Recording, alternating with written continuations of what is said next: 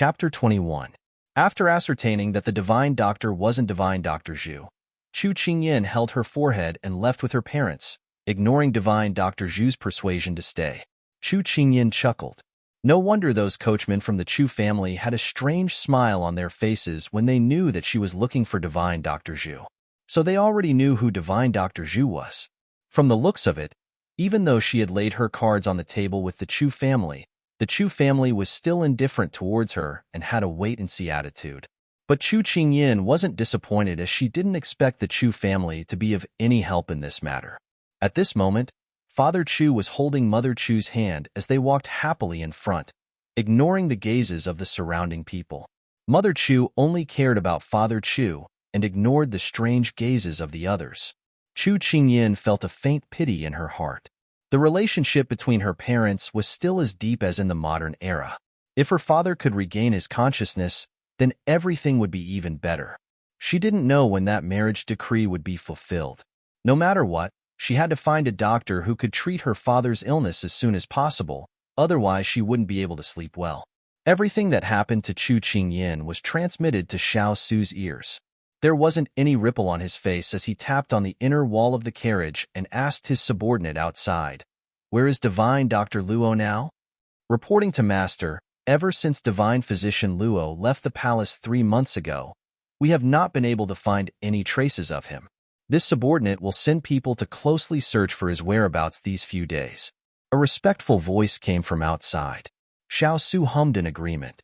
"Master, we will be entering the palace in another incense's time." When Xiao Su heard that, his indifferent gaze landed on the slightly swaying carriage curtains. The wind blew and the familiar street scenery leaped into his eyes. His thoughts slowly drifted away. 1 year. He hadn't stepped foot in this place for an entire year. But it was a pity that even though he was far away, those people had never thought of stopping. A smear of ridicule flashed past that pair of black, glazed eyes. It was as fast as a gust of wind, and it was hidden in the depths of the black, glazed eyes. When one looked at it seriously, that pair of beautiful eyes were calm and no emotions could be seen. "His Royal Highness, the Empress has been waiting for you for several days. Yesterday, she even smashed a set of blue and white porcelain tea set. Today, you're finally here. Don't be as stubborn as before.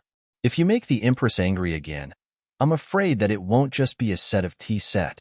Xiao Su had just stepped into Chaoyang Palace when an elderly palace servant came up to greet him with joy. But there was clear disapproval in her words. Hualing looked at this palace servant and her eyebrows jumped. This palace servant was called Luo Yun. She was the happiness of Empress Liang's side. Since Empress Liang was born, she had been by her side. She could be considered Empress Liang's wet nurse. In Empress Liang's heart, her position was not low. Therefore, this Luo Yun often relied on Empress Liang's favor and frequently spoke rudely to their lord. She did not have the self-awareness of being a servant. If it wasn't for Empress Liang's face, with their lord's personality, this person would have died countless times already. Xiao Su furrowed his brows. Even though he disliked her preaching every time they met, she was still someone that Mu Empress valued. Xiao Su looked at her, and after giving a slight nod, he strode into Chaoyang Palace. Luo Yun was shocked by his Royal Highness' faint glance just now, and her legs couldn't help but feel weak. After not seeing for a year, his Royal Highness' personality had become even colder. Without thinking too much, Luo Yun immediately followed his Royal Highness' steps. Xiao Su had just stepped into the inner hall when an unknown object flew in front of him. He furrowed his brows but did not move. The white object brushed past the corner of his brow. With a pong sound, it hit the doorpost behind him and exploded. If it had been just a little bit more, it would have hit his head. Xiao Su didn't know if he should be happy or unlucky. The teacup didn't hit its target, making the attacker very impatient. A gloomy female voice came from the center of the hall. "You still know to return to the palace?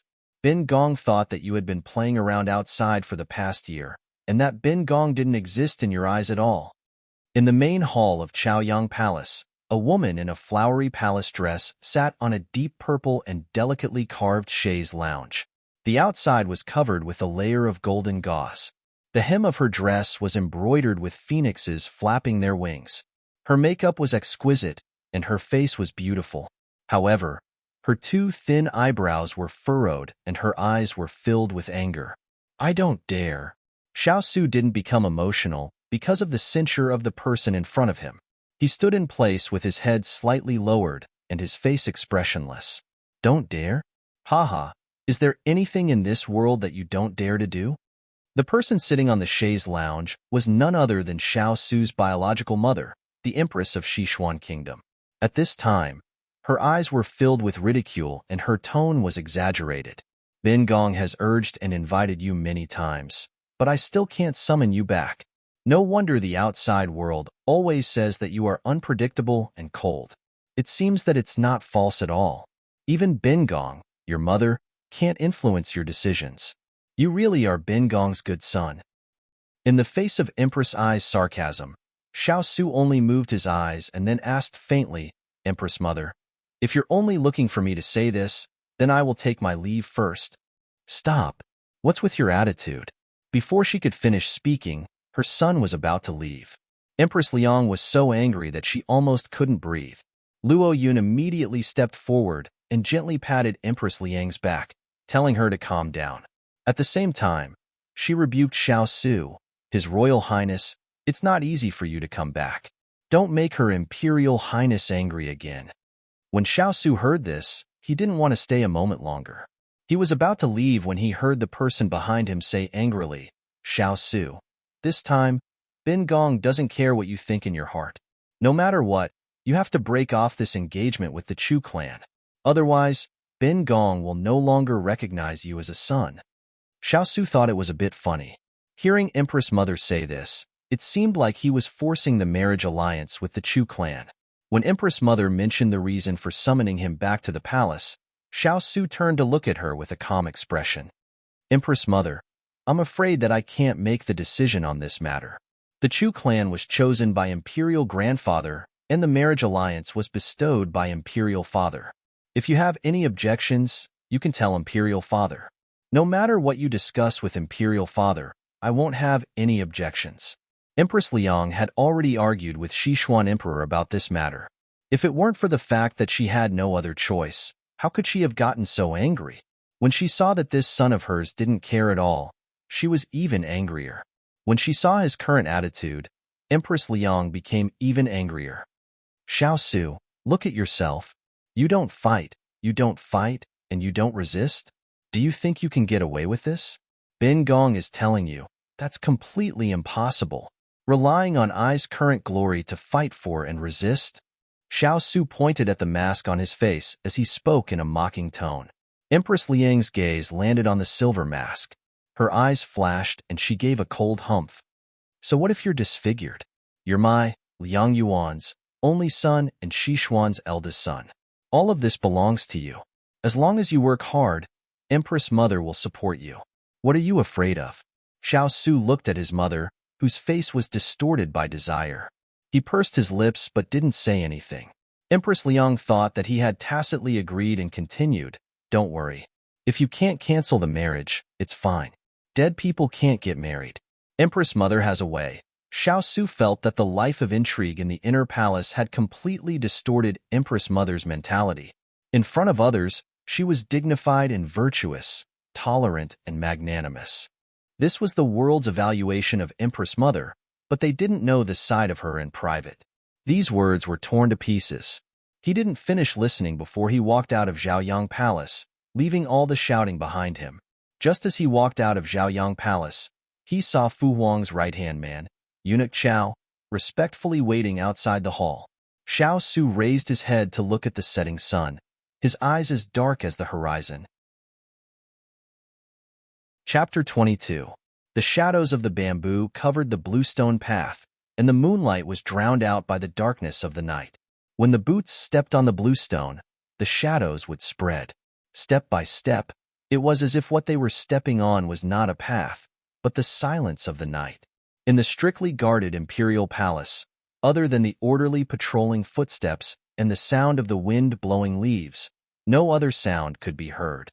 The bold and powerful words, Imperial Study, shone with a dignified luster above his head. Eunuch Xiao went in first. After a while, he came out of the hall and bowed slightly to welcome him in. Xiao Su looked straight ahead as he stepped into the imperial study. A bright palace lantern was placed beside the table, illuminating the entire inner hall and the person scribbling on the table. The bright yellow dragon robe seemed to absorb all the light. The light flowed on the robe, and the golden silk was like the brightest fire in the dark night, making people not dare to look directly at it. I pay my respects to Imperial Father. Xiao Su's cold voice rang out in the hall, neither servile nor overbearing. The person drawing did not speak. The brush in his hand was still moving, as if he did not hear the greeting of the person in front of him. Time passed little by little. Xiao Su was not in a hurry. He maintained his standing position and waited for the person in front of him to finish his drawing. When there were only a few strokes left, the Sichuan Emperor seemed to have just noticed his presence. His tone was tinged with a trace of displeasure. You've been urged and invited repeatedly, and now you've entered the palace. Has your temper become so spoiled after being outside for a year? I do not dare. Xiao Su replied unhurriedly. This was the second time he had said this tonight. To others, the emperor was the closest family in the world. To him, the emperor was the most distant stranger. The corners of Xiao Su's lips curled up slightly, and a faint self-deprecating smile flashed across his lips. Sichuan Emperor did not notice Xiao Su's mood. He only heard his usual cold tone and swallowed the words of reproach that were about to come out of his mouth. After all, over the past year, he had helped Sichuan subdue many nomads who were difficult to discipline. If he was too strict with him, he was afraid that his subordinates would not be convinced. Therefore, Sichuan Emperor paused. When he saw the silver mask again, he gave up the idea of lecturing. After all, this son of his was no longer qualified to compete for power with Ranner. Thus, the Sichuan Emperor softened his tone, but his expression remained stern. Suer, you're not young anymore. You can't be so willful anymore. It's time to start a family. Xiao Su raised his eyebrows and looked straight at the Sichuan Emperor. He finally got to the point. Meeting Xiao Su's knowing gaze, the Emperor of Xixin was a little startled. He knew that his eldest son had a clear mind and must have already known about this matter. But thinking of Yu's instructions, he cleared his throat, looked away, and pretended not to see anything. Not allowing Xiao Su to say anything, he said, previously, we picked a few girls for you, but they were all delayed for various reasons. Father Emperor and your mother Empress were very anxious for you.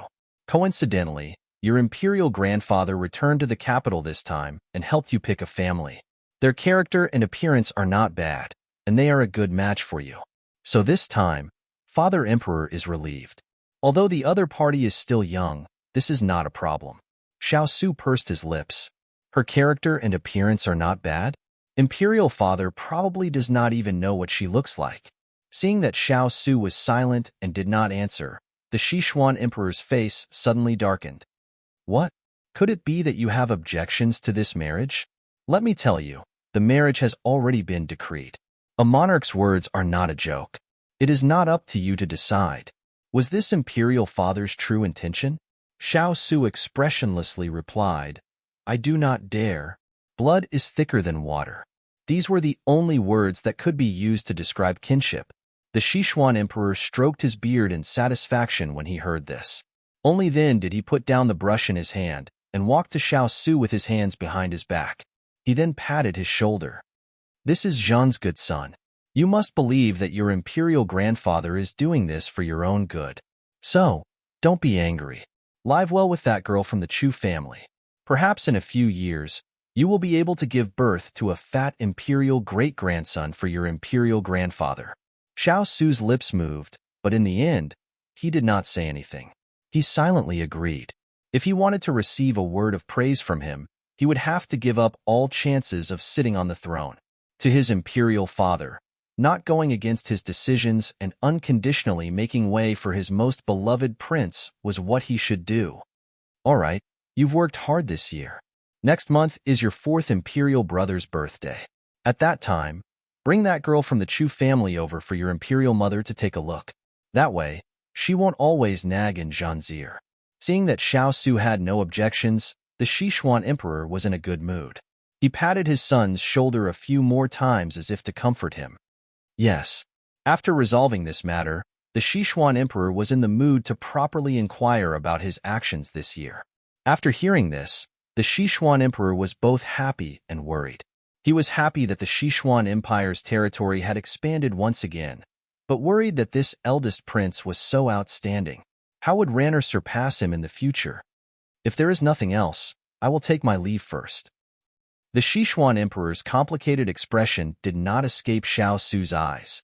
His eyes darkened, and then he lowered his head and said, this was exactly what the Sichuan emperor wanted. This eldest prince had never been close to him. After talking about business, there was nothing to talk about. This made the Sichuan emperor think of the fourth prince, Xiao Ran. This child could always make him laugh. He was sensible, well-behaved, and intelligent. Even the ministers in the imperial college were full of praise for him. Thinking of this, the Sichuan emperor's mood improved again. He nodded and let Xiao Su leave. This time, Yu would not be worried about the marriage between Su and the Chu family. Although he and Su relationship was very dull, he still understood this son of his. He would never let him worry about anything. He would never go against his orders. It seemed that tonight, Yu would be able to completely relax. On the ink-colored plaque above his head, the words were exceptionally clear, neutral and benevolent. It was like silent sarcasm. Xiao Su did not stay any longer. He left the imperial study without looking back. Eunuch Chao looked at the tall and straight figure. He then looked back at the emperor's smile. He could not help but lower his head. This kind of thing had happened too many times. He was already used to it, but even a spectator like him was familiar with it.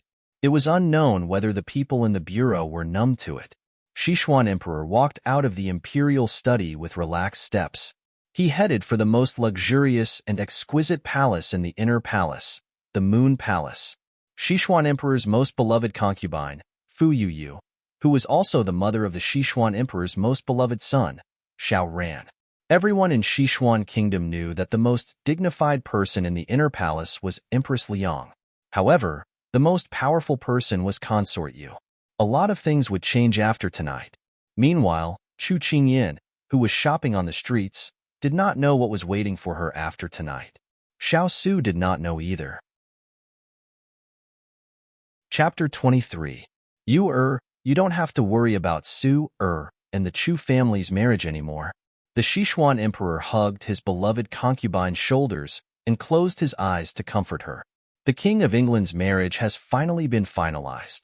I am very happy for Sister Empress. Otherwise, there would be several children around Su's age.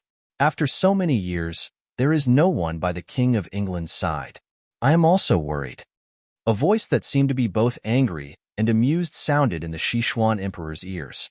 A beautiful woman was half lying on the ground. Her appearance was outstanding, and her skin was as white as snow.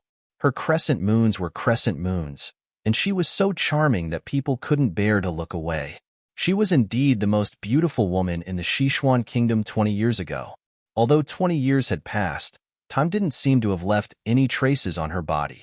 She was still as beautiful as ever, which was enough to make people jealous.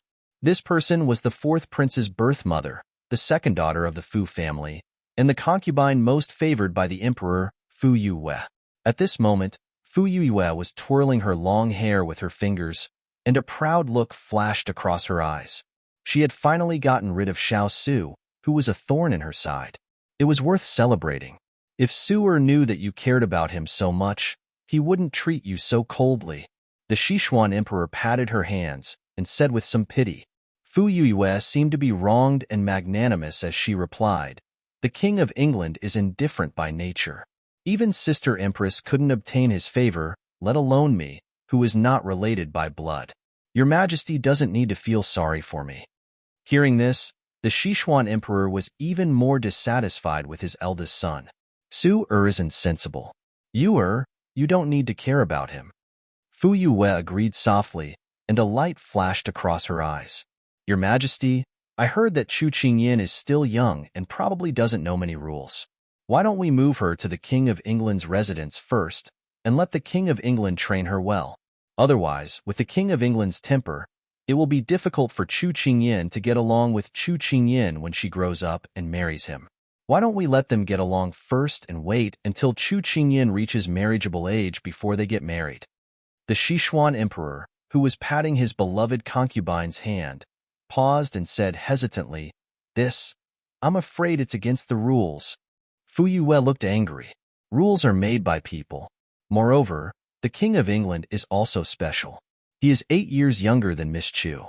Moreover, the marriages that have been arranged for the King of England in the past few years have all been. Fu Yue paused and said considerately, I think that if I put her by the King of England's side, with the King of England's ability, he will definitely be able to keep her safe and sound.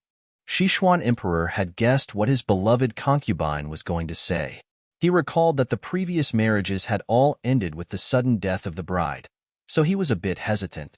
Seeing that the Sichuan Emperor was a bit tempted, a smile flashed across Fu Yue's eyes. Sichuan Emperor saw that she was waiting for his answer with a serious expression. Sichuan Emperor said in a hoarse voice, Everything will be as my beloved concubine. Her voice faded away. The pendant on the gauze curtain swayed gently, and the palace maids in the inner hall silently retreated again. Sichuan Emperor didn't notice the flash of success in her eyes. The candlelight in the dormitory would probably stay lit for a while. The night was getting darker, and everything was quiet. Xiao Su had just sat in the carriage when a report sounded. Lord, Her Majesty the Empress just sent someone to ask about your conversation with His Majesty. There's no need to respond. Xiao Su closed his eyes to rest and answered without thinking. But the subordinate hesitated. If Lord didn't respond, Her Majesty the Empress wouldn't let it go. At that time, his lord would be the one to suffer. He was a bit embarrassed. As if sensing his subordinate's worry, Xiao Su opened his eyes. There was a hint of helpless compromise in his gaze. Go and tell Imperial Mother that Imperial Father has made up his mind. This prince can't change it. She also knows Imperial Father's temper. Let her be at ease and wait to be a mother-in-law. Yes, the subordinate bitterly agreed. In this world, there was no one else like His Highness, treating his loved ones like strangers. Lord, someone just came to report that second prince knew you were coming back. So he had people send over 2 Western region women. He said that the Western region dance isn't bad, so he wanted to give it to you. Your subordinates couldn't stop him no matter how hard they tried. Second prince also said that if master didn't accept them, he would be angry with you. Hualing reported the news he just received. He was very speechless inside. This second prince liked to search for beautiful women the most. He liked to send people to Lord's palace whenever he had nothing to do. If it wasn't for Lord rejecting him with a black face every time, the palace would have already been turned into another winter jasmine courtyard by second prince. But he never thought that second prince would still send people to the palace without fear. Did he really think that Lord couldn't do anything to him? Throw them out, Xiao Su replied without even thinking. After not seeing him for a year, second royal brother was still doing things his own way. No wonder his good reputation had risen when he came back this time. Liking the new and disliking the old, indulging in excessive debauchery. Xiao Su impatiently raised his eyebrows, not wanting to talk about this matter anymore. Hualing happily accepted this order. He also didn't like the king's palace being messed up by these vulgar women. The carriage moved forward. The capital was especially lively at night. All kinds of food vendors were on the side of the road to attract customers, and the sound of hawking filled the entire street. The carriage moving forward seemed to be out of place in this busy city, as if the liveliness here had nothing to do with it. The carriage entered another road and headed towards the King of England's palace. The people living on both sides of this road were high-ranking officials and nobles, so it was quiet. The lively laughter and shouts were all left behind by the carriage. Lord, the Chu family's young miss has been looking for a doctor for Father Chu.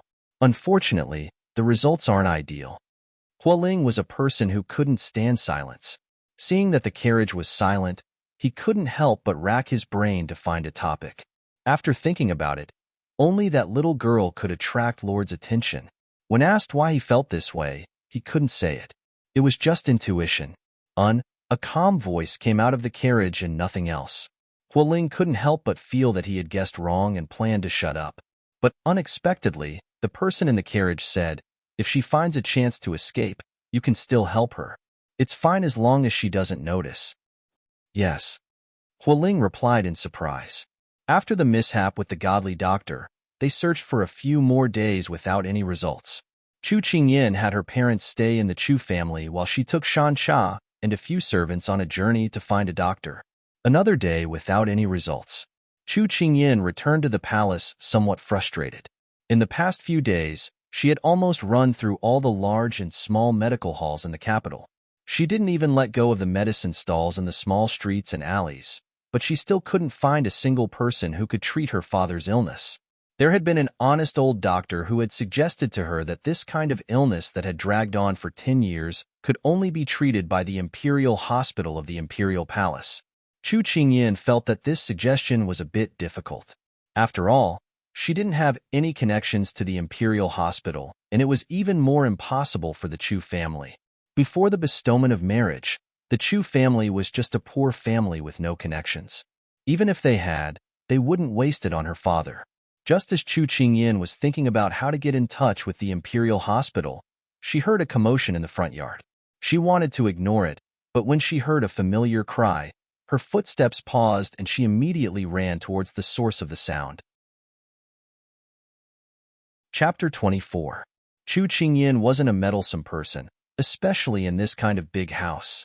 But at this moment, she was already panicking, because she recognized her mother's voice in the noise just now. Her footsteps quickened, and the noise and crying gradually became clearer. Yuan Lang, Mrs. Chu, who was covered in tears, was now clinging to the side of the lake, shouting at the top of her lungs. Chu Qingyin looked in the direction of her mother's shouting and saw an extremely familiar figure struggling in the lake.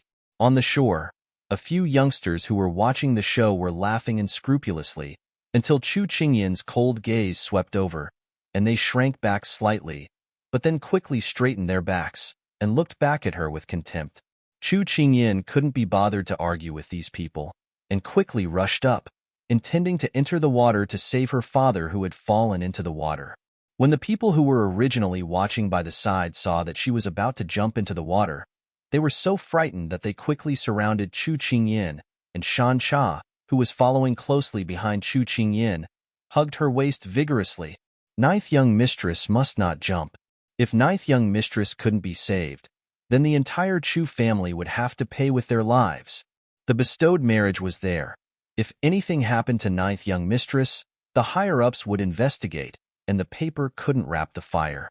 The originally cold people were now like ants on a hot pan, trying their best to persuade her. Ninth young mistress, your body is delicate, and this spring water is piercing to the bone. Don't do anything stupid. Servant A, yes. Ninth young mistress, don't be rash. Servant B, hearing the servant's bitter cries, Chu Qingyin felt irritated, and seeing that her father was about to lose his strength from struggling, she said angrily, let go of me. I'll go save him myself, or you all go down and save him for me. If anything happens to my father, I, Chu Qingyin, have no other abilities, but I have more than enough ability to make you all suffer. Chu Qingyin's aura was fully released and immediately suppressed the entire scene, followed by a splash. 2, 3, 7 or 8 bartenders scrambled into the lake and swam towards Chu Machen's father, who was struggling wildly. In the end, the group of people carried Mr. Chu to the shore, exhausted. Chu Qingyin, who was comforting Mrs. Chu, immediately went up to them.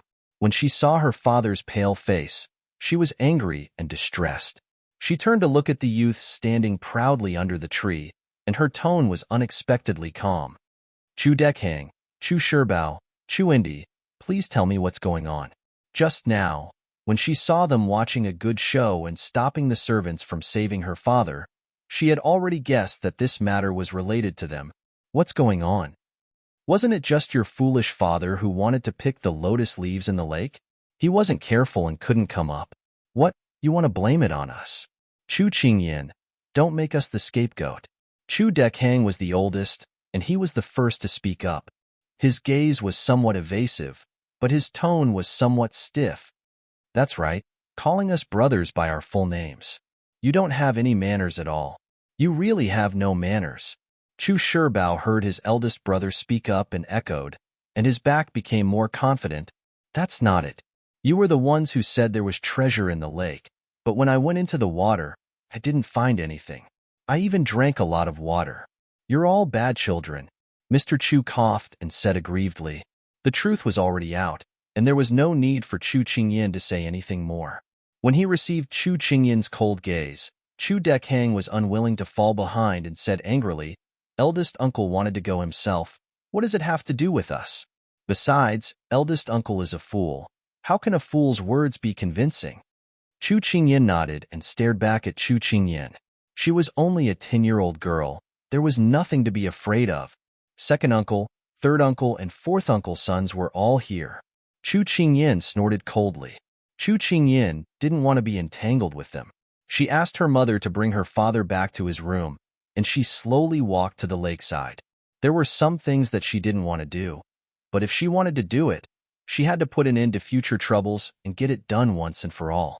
The crowd didn't understand why Miss Ju suddenly stopped talking and instead strolled leisurely by the lakeside. It wasn't until Miss Ju's feet stepped on the edge of the lake that their expressions changed. Was Miss Ju going to jump into the lake?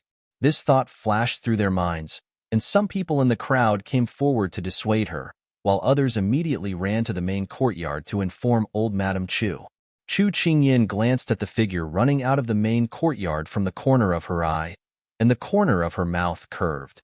Then, she moved her hands and feet, concentrating on the center of the lake. Chu Qingyan, what are you doing? Originally, Chu Qingyan would continue to question them, but they didn't expect her to walk to the lakeside without saying a word. The confused Chu Dekhang was so scared that he couldn't speak clearly. Hearing this, Chu Qingyan responded with a faint smile. Didn't you tell my father that there was a treasure in the lake? Qingyan is also very curious, so I want to take a look. Who knows, I might even be able to bring it back for my father. Chu Dekhang and the other two were dumbfounded. This was really a pair of crazy father and daughter. At this time, one of the servants saw that the three young masters still hadn't figured out what was at stake, and couldn't help but say sorrowfully, Three young masters, hurry and stop Miss Ju. If anything happens to her, our Chu family will be punished by the higher-ups. When the three heard this, they remembered their parents' instructions. They must never provoke this little ancestor, so they were so scared that their faces turned pale. Chu Qingyan didn't care about what they were thinking, because the people she was waiting for had arrived. Old Master Chu, Old Madam Chu, Second Old Master Chu, Madam Wang, Madam Xing, Madam Lin, 1, 2, 3, 4, 5, 6, 7. She didn't expect that her actions would actually gather all 7 members of the Chu family's management.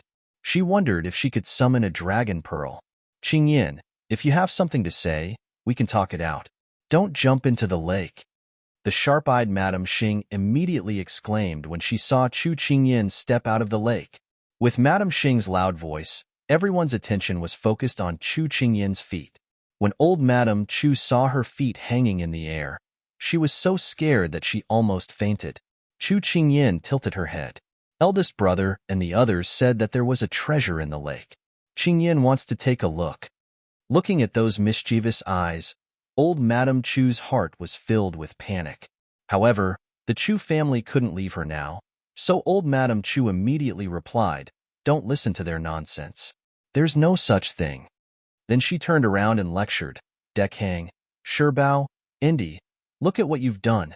Hurry and apologize to your eldest uncle, second brother's wife, third brother's wife, and fourth brother's wife. Keep a good eye on these little brats from now on. If they come out to cause trouble again, see if I don't break their legs. Yes, yes, yes. Everyone answered submissively. Aunt, I hope that this is the last time. If I hear or see anyone bully my father again, this will be the consequence. Old Madame Chu was quite tactful. She was indeed someone who had lived in a mansion for so many years. Chu Qingyan also stopped beating around the bush and looked at old Madame Chu with a serious expression. Don't worry, this kind of thing won't happen again. Old Madame Chu promised again. Once was already enough to cause a ruckus. If it happened again, old Madame Chu's entire family would probably be turned upside down. I hope so. Chu Qingyin leisurely retracted her left foot that was dangling on the surface of the lake, and then left leisurely. She left behind the Chu family's pale faces. This slap was really loud, but they could only suffer in silence and swallow it alone. Chapter 25. The matter of Chu Qingyin causing a ruckus in the Chu family had reached Xiao Su's ears in less than the time it took for a stick of incense to burn. When the person who was resting with her eyes closed heard her subordinate's shocked description, she couldn't help opening her eyes, revealing a pair of beautiful eyes. Her voice carried a hint of surprise. She used jumping into the lake to force them? That's right. This subordinate thought that the Chu family's young miss was scared silly, but who knew that the ones who were scared silly were the Chu family's people? This time, one of Hua Ling's subordinates came in to report. At this time, he had a slight look of worship on his face. It was really hard to imagine that a 10-year-old little girl would have such courage and courage. It wasn't hard for Xiao Su to guess what had happened, but he never thought that there would be a day when his subordinate who had always been arrogant would praise someone. He curled his lips slightly. It seemed that this little girl was indeed not to be underestimated. He had seen how meticulous she was in Mao Village, and now he had heard of how bold and resourceful she was. He couldn't help but feel slightly gratified. Lord, Lady Water Spirit sent a secret letter just now. At this time, a subordinate came in with a letter in his hand. Xiao Su restrained the emotions on his face. He took the letter and opened it. After reading 10 lines, his lips slightly curled. Lord, did something happen? Seeing Lord's face turn cold, the subordinate couldn't help but ask. Xiao Su closed the letter in his hand. Not long after, he opened his fingers and the paper fell to the ground like dust. There's been a change in the marriage between this king and Chu Qingyin. His voice was cold and the temperature in the warm room dropped, making it seem like it was winter. Everyone looked at each other in dismay, not daring to say anything.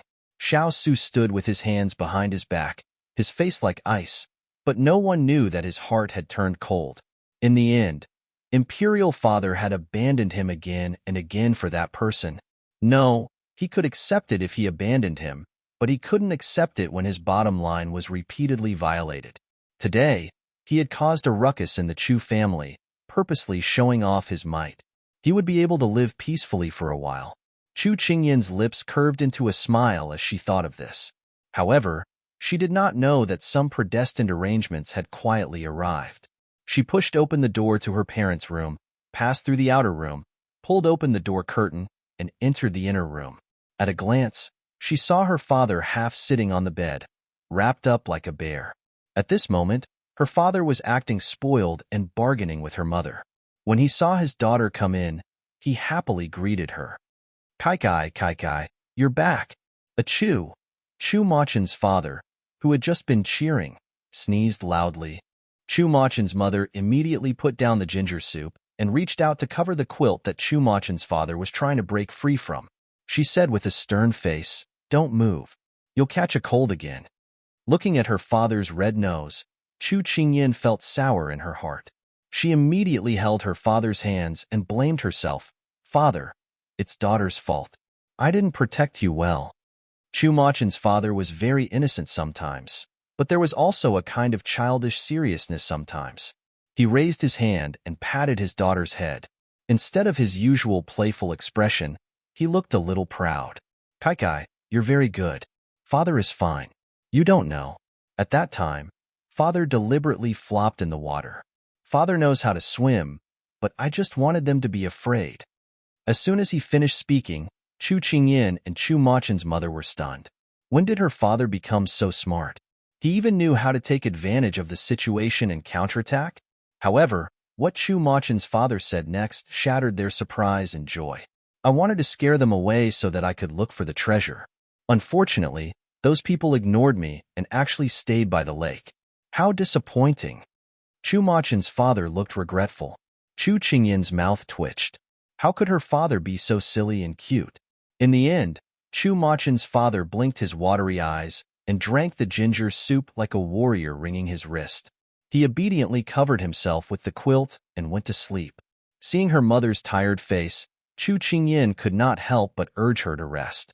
However, at this moment, The quiet backyard suddenly became noisy. Chu Qingyan frowned. How could she let her father rest in such a noisy place? Chu Qingyan was about to go out to see what was going on. Before she reached the door was pushed open and Shancha hurried in. When she saw Chu Qingyan, her eyes lit up and she immediately pulled her out. Ninth young mistress, someone from the palace is here to deliver an imperial edict. Old madam wants you to hurry to the front yard to receive the edict. Chu Qingyan wanted to shake off Shancha's hand, but stopped when she heard her words. From the palace? An imperial edict? Could it be that they were here to cancel the engagement? Chu Qingyan's eyes lit up and she quickened her pace. Shancha was originally dragging her, but now she was being dragged forward. Chu Qingyan could not be blamed for thinking this way. It was because she was still young and could not marry the King of England so quickly. Therefore, she guessed that this imperial edict was sent by the higher-ups because they felt that she was not worthy of the wise and mighty King of England. Or perhaps they could not bear to harm such a young seedling like her, so they sent someone to cancel the engagement. However, the most unpredictable thing in this world was an accident. However, accidents always like to happen silently. For example, at this moment, Chu Qingyan stepped into the main yard hurriedly and looked inside. Haha, everyone was here.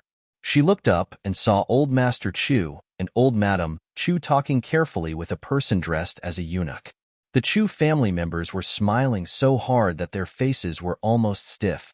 Chu Qingyan could not help but twitch her mouth. This was indeed a shameless family. It was really unfortunate of 3 lifetimes to become relatives with these people. Madame Wang's eyes were sharp. When she saw her enter, she immediately exclaimed, "Our Qingyan is here." Chu Qingyan was disgusted by Madame Wang's way of addressing her, but now was the time to listen to business. The person who came to announce the imperial edict was none other than the favorite of the Sichuan Emperor, eunuch Xiao. He casually glanced at Chu Qingyan, who was kneeling on the ground, then opened the imperial edict and read it aloud. By the will of heaven, the emperor decrees. I have heard that the good daughter of the Chu family, Chu Qingyan, is of good character and appearance, intelligent and dignified, and is worthy of the King of England. I am greatly relieved, but I am worried. Chu Qingyan is still young and needs to get used to the King of England. She can move to the King of England's residence and wait for the wedding date to be completed. This imperial edict was like a bolt from the blue, quickly falling on top of Chu Qingyan's head. Chu Qingyan was instantly dumbfounded. To put it bluntly, the Sichuan emperor was afraid that his daughter-in-law would run away, so he wanted her to move to the King of England's residence and wait for the wedding to take place. In contrast to Chu Qingyan's stupor, the Chu family members looked at each other in dismay. They really could not figure out the true meaning of the Sichuan emperor's imperial edict. They all looked at the dumbfounded Chu Qingyan. At this moment, eunuch Xiao looked at Chu Qingyan impatiently. Ninth young Miss Chu, why aren't you accepting the imperial edict? Chu Qingyan was called back to her senses. She gritted her teeth and took the imperial edict with a look of grief and indignation. Why didn't anyone tell her that it was customary for a fiancé to move to her fiancé's residence before the wedding? This was clearly a trap. The dazzling imperial edict stung her eyes. Chapter 26. When Chu Qingyan received the imperial edict, eunuch Xiao looked at her meaningfully, then left amidst the Chu family's urging. Chu Qingyan, who was still in shock, didn't recover from her shock at all, so she ignored eunuch Xiao's meaningful gaze. In the hall, everyone was congratulating Chu Qingyan. The Chu family was also very awkward. They had thrown the hot potato of a marriage to Chu Qingyan, and now she was forced to move to the King of England's residence. Whatever happened at that time would have nothing to do with the Chu family.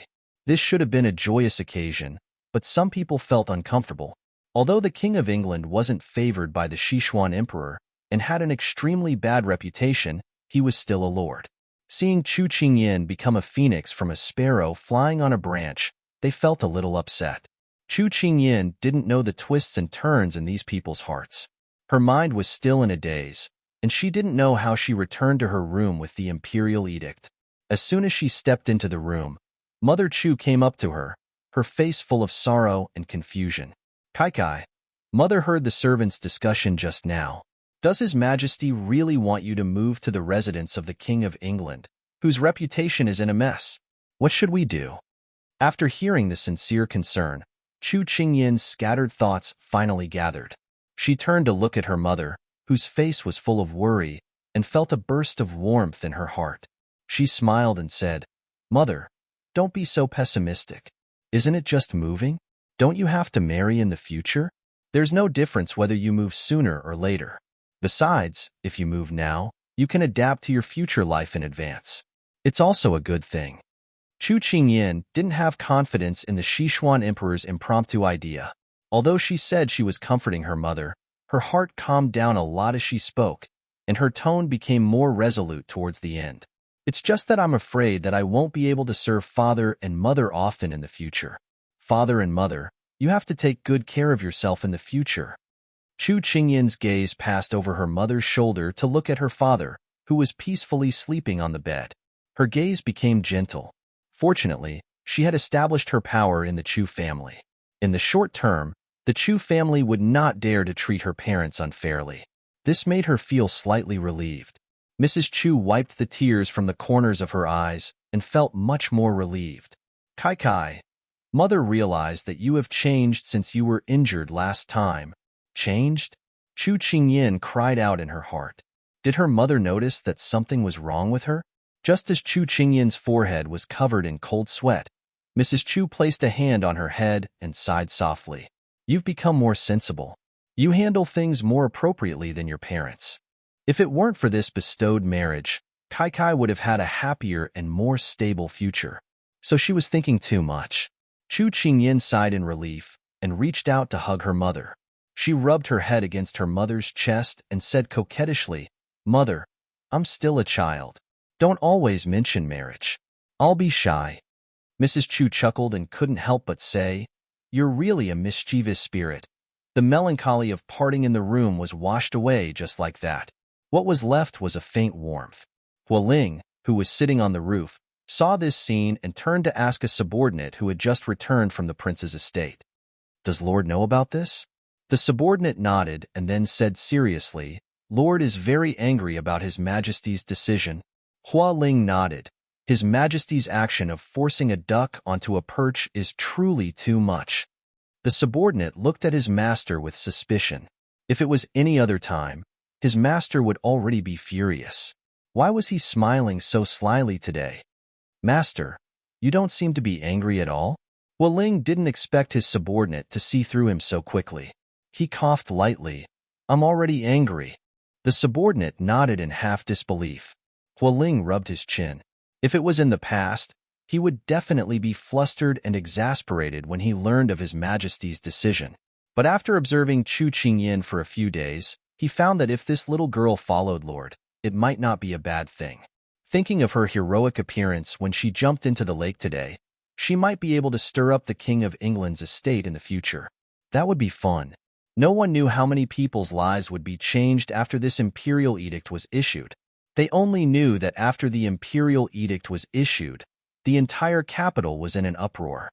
What? His Majesty actually wants the Chu family's 10-year-old girl to move to the King of England's estate? Isn't this too impatient? Passerby cried out in shock. Perhaps the one impatient isn't His Majesty, but rather the King of England. After all, he's almost 20 years old. The King of England should be worried about this. Passerby mysteriously came over. It's rumored that the King of England is a jinx to his wife. That pitiful little girl from the Chu family. I wonder if she can live until the day of her marriage. Passerby C was an old man. He stroked his beard as he shook his head and sighed. 10-year-old little princess. How pitiful, lamentable, and laughable. The market was not optimistic about the little princess Chu Qingyin, but no one dared to talk about it.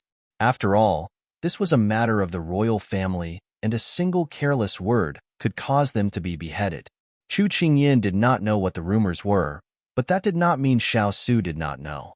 As he listened to his subordinate's report, Xiao Su's face was calm and unreadable. "Lord, since His Majesty has issued such an imperial edict, tomorrow will be the 70th birthday of the Chu family's old master. Should we prepare a precious gift?" The steward of the prince's estate entered the door and bowed his head as he inquired. Originally, Lord had left these matters of reciprocity to them, but after all, this was a special occasion. After all, the Chu family's old master had suddenly become the grandfather of the King of England's future princess. Therefore, matters like the birthday still had to be reported carefully. Xiao just remembered this matter. He raised his eyebrows and recalled that the little girl had planned to take advantage of this day to escape from the Chu family. Unfortunately, with this imperial edict, it was likely that she would not be able to escape. Prepare a generous gift. This prince will bring it over tomorrow. Xiao could not help but speak when he thought of that childish but grown-up voice. Everyone in the room raised their heads in surprise and looked in disbelief at the lord in the center. They could not be blamed for making a fuss over nothing. After following their lord for so many years, they had never seen him attend any banquets with congratulatory gifts. Even the high-ranking imperial uncles and important officials of the imperial court had not received any preferential treatment from him. Why would the lord personally attend a small birthday banquet today? This was completely out of the ordinary. Xiao saw everyone's stunned expressions and frowned, his domineering aura leaking out. Everyone immediately put away their astonished gazes and straightened their backs as they tried to convince themselves that this was very normal, not abnormal at all. After making this decision, Xiao was also somewhat puzzled as to why he had made this decision in the first place. However, this thought crossed his mind and he said it out loud. Chapter 27. As soon as the imperial edict was announced, it set off quite a storm in the capital. It became the topic of conversation after meals. Soon, it was time for the Chu clan's old master's birthday. Many people in the capital were curious about the young miss of the Chu family and attended the birthday banquet. Even those who didn't receive an invitation tried their best to get one. It was said that during those days, the servants of the Chu family made a lot of money. On the day of the birthday, the front gate of the Chu family was as busy as a marketplace. This was a grand occasion that the Chu family had never been able to achieve even in its heyday. Old Master Chu smiled so widely that his molars could be seen. He thought that his status in the capital had risen. The servants of the Chu family came and went with all kinds of pastries. They wished that they had an extra pair of hands or legs. The Chu family was very lively today. Madame Xing and the others immediately asked their children to take out their best clothes and dress them up to look elegant and classy. Because there were many high officials and nobles at the banquet this time, there was no lack of young talents and noble ladies. Therefore, the Chu family wanted to use this opportunity to select a few of their children who were of age. Compared to the bustling scene outside, the room in the backyard was relatively quiet. At this moment, Chu Qingyin was yawning with her chin on her hand. "Father, your shoes are on the wrong side up," she kindly reminded him. Hearing this, Father Chu looked down at his shoes. Indeed, something was wrong. He was playing the game of changing shoes with himself. Mother Chu handed a pink dress with 100 butterflies to her. "This was sent here by Anne a few days ago. Try it on." Chu Qingyin looked at the color and couldn't help but twitch her eyes. Why was it pink? Although she was a little girl, her soul was 20 years old.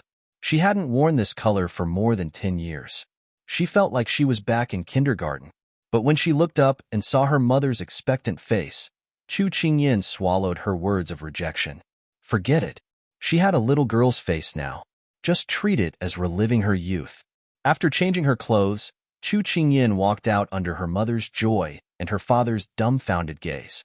Looking at herself in the mirror, Chu Qingyin couldn't help but sigh. Sure enough, clothes make the person. At first glance, she really was a lovable and beautiful doll. She raised her eyebrows. The person in the mirror had a look of indifference that didn't match her age. In the blink of an eye, she returned to her simple smile. Since this was the first time he appeared in front of everyone, he might as well put on a good show and fight for the benefits that his parents deserved. What happened in the Chu clan before could only be considered small skirmishes. The real battle might begin today. She was the Sichuan retired emperor's granddaughter-in-law, and the marriage was personally bestowed by the Sichuan emperor. There were many gossipy people outside who were very curious about her, but she had to perform well in order to win more opportunities for her future. As a result, The person in the mirror moved slightly, and the colorful butterflies on the hem of her dress seemed to be dancing. A sweet and sly expression appeared on her face. Prepare for the first battle. Walking from the backyard to the front hall, Chu Qingyin gradually felt the lively atmosphere. She smiled. Because of this marriage, the Chu clan seemed to have gained a lot of benefits, reputation, status. However, in Chu Qingyin's view, this was mutually beneficial. In the future, when she moved to the King of England's residence, her parents would need the protection of the Chu clan. After all, without the lips, the teeth would feel cold. As soon as she walked into the front courtyard, the sharp-eyed old Madame Chu saw her, or perhaps she was waiting for her to appear. Madame Lin, didn't you just say that you wanted to see my little Jew? Look, she's here. Old Madame Chu's voice wasn't loud, but those gossipy people immediately looked in the direction of old Madame Chu's gaze. They saw a beautiful girl wearing a 100 butterflies dress slowly walking into the courtyard. Her white skin and lovely sweet smile made her seem like a jade girl by Master Guanin's side. What a quick-witted little girl. Yes, she looked so delicate. Whispers of praise sounded. When Chu Yunyu and Chu Yingyu, who were sitting not far away, heard this, their faces instantly darkened. Just now, they were enjoying the compliments of the crowd. Now, the target of everyone's praise was the country bumpkin they despised the most. How could they feel good? What's the use of looking good? Isn't she going to marry the King of England who everyone fears? Chu Yingyu muttered unhappily. Chu Yunyu nodded in agreement. That's right. She's dressed so shabbily. She's just a country bumpkin. Although the two of them spoke softly, their conversation still reached many people's ears. Many of the madams heard them and couldn't help but frown. This young lady from the Chu clan was so talkative. She was not presentable at all. They started to look down on Chu Qingyin as well. Even though they were from the same clan, their characters were almost the same. Chu Qingyin had also heard the conversation between the two of them, and she could clearly feel the disdain in everyone's eyes. She could not help but have the urge to smack them with a brick and wake them up. They were in public right now. Even if there were any internal conflicts, they would have to deal with outsiders first. Who would fight amongst themselves like them? They didn't bring their brains with them when they went out. No, it should be that they didn't even use their brains at home. However, Chu Qingyin's focus was not on these things now. Hello, Aunt. Hello, madams. Chu Qingyin raised an innocent smile and greeted them one by one. She was only a 10-year-old girl. She was cute and sensible. Compared to Chu Yunyu and Chu Yingyu, who liked to gossip, Chu Qingyin's image was immediately reversed. A woman on the left of old Madame Chu smiled at Chu Qingyin and turned to old Madame Chu. This ninth young lady is as smart and clever as the rumors say. Old Madame Chu is blessed to have such a granddaughter. Old Madame Chu, who was annoyed by the rude words she said to Chu Yunyu and Chu Yingyu, immediately calmed down. She even looked at Chu Qingyin with a little more joy in her eyes. She's still young and doesn't know anything. Thank you for your praise, Madame Lin. Qingyin, quickly thank Madame Lin. Chu Qingyin immediately bowed obediently and said shyly, Thank you, Madame Lin. Her voice was sweet and pleasant. As soon as she spoke, she immediately became the center of attention. Chu Qingyin listened to everyone's compliments. In fact, she knew very well that what they valued was not Chu Qingyin as a person, nor the Chu family, but the title of consort of the Sichuan King of England. However, Chu Qingyin still played the role of the obedient ninth young lady dutifully. This made old Madame Chu feel proud. Old Master Chu was also in a good mood when he saw this and happily chatted with the people who congratulated him. Just as the banquet was about to start and Chu Qingyin secretly yawned several times, the page boy outside stumbled in. His expression was as if he had seen a ghost in broad daylight. Old Master, what's the matter?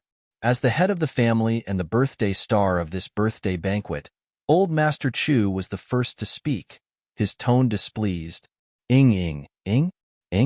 Old Master Chu frowned.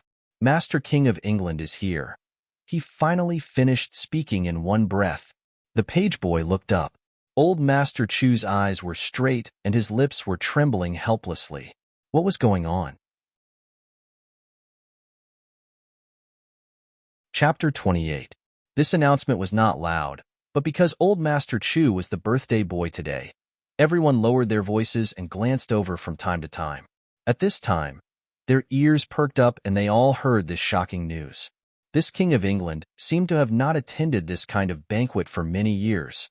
The only banquets that occasionally appeared could only be royal family banquets. Why would he appear here today? Everyone turned their heads to look at the sky. Today, the sun did not rise from the west, and there was no red rain falling from the sky. Did they hear wrongly? They could not help but stretch out their fingers to dig their ears. As if to verify the news of the servant, a white brocade robe appeared at the gate of the front yard. In spring, the peonies were in full bloom, but under the snow-like figure, they suddenly lost their color. The person's robe brushed against the blue stone floor, passing through the layers of flowers. It was like a cool breeze, dispersing the hustle and bustle of the room. Chu Qingyin did not put her mind on the banquet at all. After greeting just now, she had a smile on her face and her mind was empty as she waited for the banquet to end. Therefore, when the servant announced, she did not notice at all. She was only keenly aware that the prying gazes on her body had suddenly disappeared. She was a little surprised. When she came back to her senses, she inadvertently followed everyone's gaze and saw a person step down from the top of the mountain like a snow lotus. His cold and extraordinary temperament was like an aloof immortal who stood aloof from the world. His white robe fluttered in the wind, drawing arc after arc in the air. It was so graceful that it seemed to bring up the mist of the sea of clouds, adding mystery, spirituality, and alienation. Because the Chu family did not expect that so many people would come to this banquet, they hurriedly placed the banquet in the front yard. Fortunately, the April sun was not very strong, but it made people feel more comfortable. Therefore, Chu Qingyin sat with her back to the light, looking at the person who came in the light. She could not see his face clearly, but the soft light plated the person with a furry halo.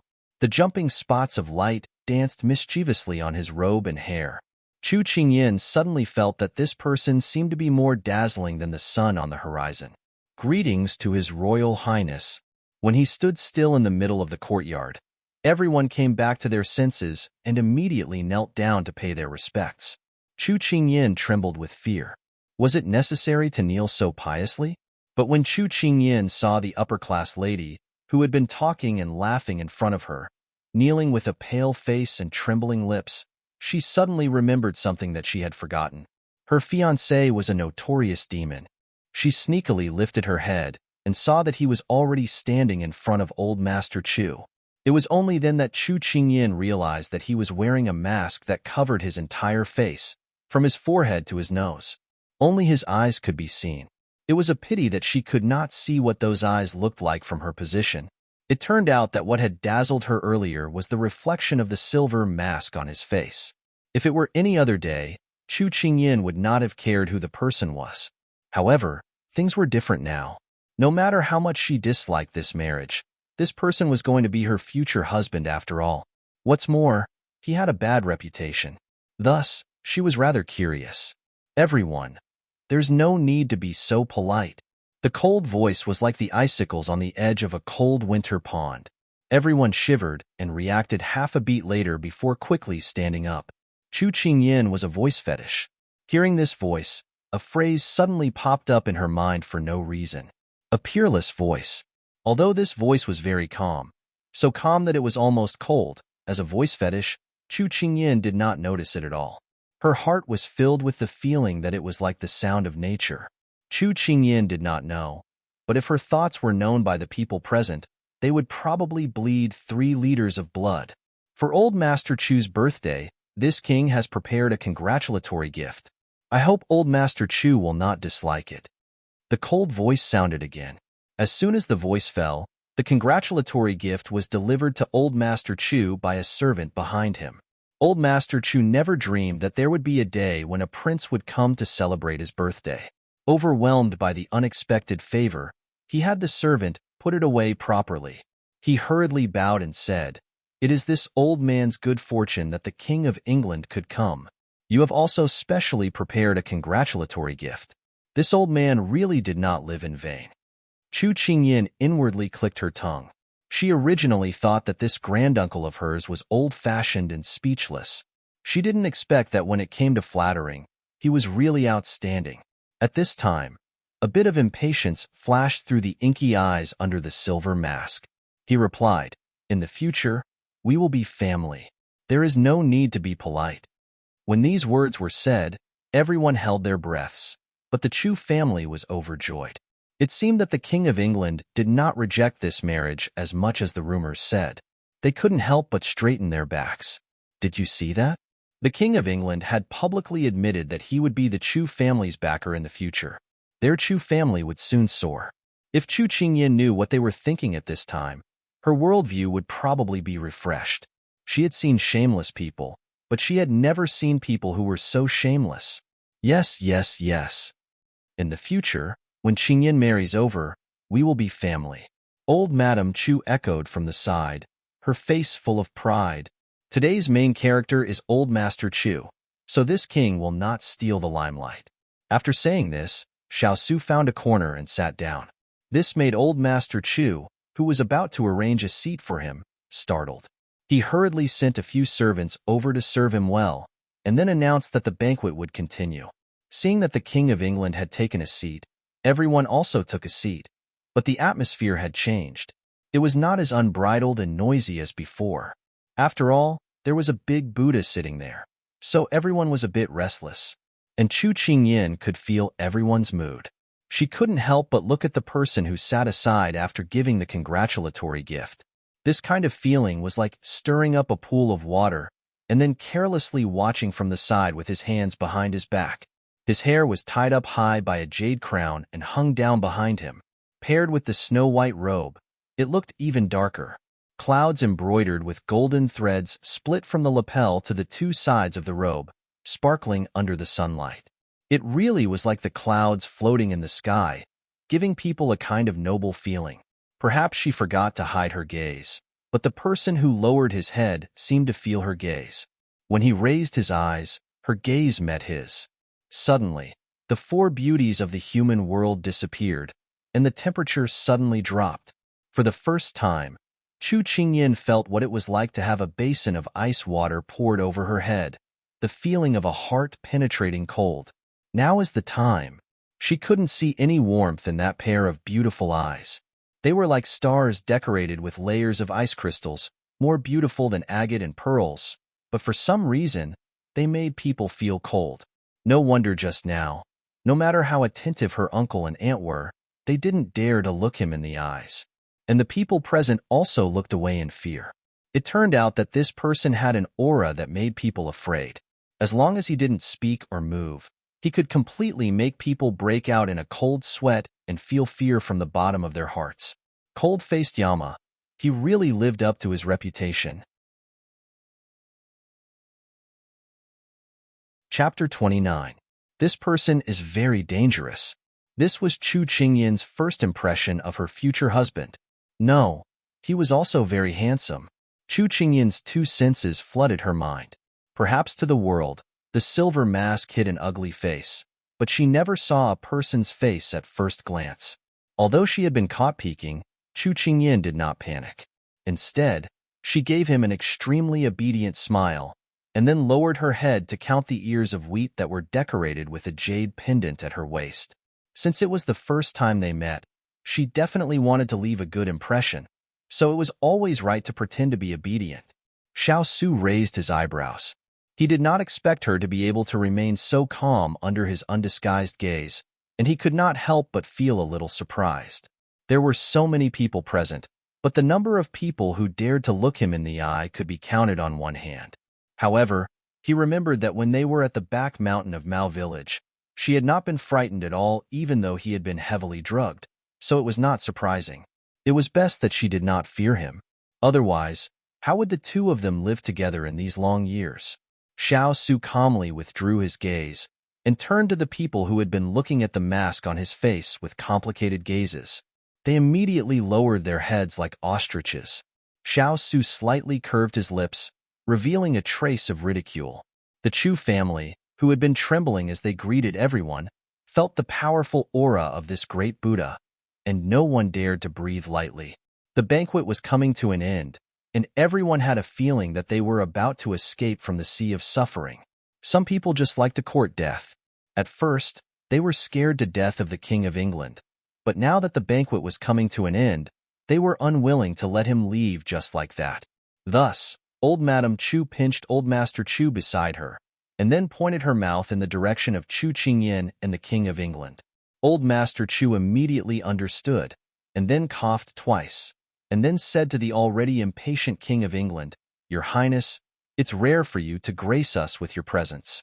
Why don't you let Qingyin show you around the Chu family?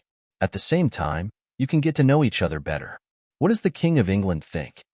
As soon as these words were said, everyone present raised their heads from the dining table.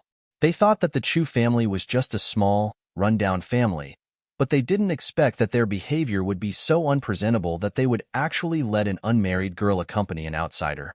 Even if the marriage between Chu Qingyin and Xiao Su was set in stone, and His Majesty's golden words allowed Chu Qingyin to move to the King of England's residence, these were two different things. He couldn't wait to curry favor, and at this time, he said such words in front of so many people. Everyone revealed looks of disdain, and at the same time, they pitted Chu Qingyin for meeting such an ignorant elder. Originally, it was already unfortunate for her to be involved in this marriage, but there was still this. When Chu Qingyin heard old Master Chu's words, she was already holding her forehead helplessly. They were so eager to curry favor, but why did they still want her to take the blame in the first place? This family was really abnormal. When Xiao Su saw Chu Qingyin's disappointed expression, he couldn't help but curve his lips and said to Old Master Chu, "Since Old Master Chu has said so, then it would be impolite for this prince to refuse." Chu Qingyin covered her eyes. This person was really easy to talk to. But soon, she heard that cold voice again. "I heard that the eldest son of the Chu family is talented and intelligent. Why don't you walk together with me?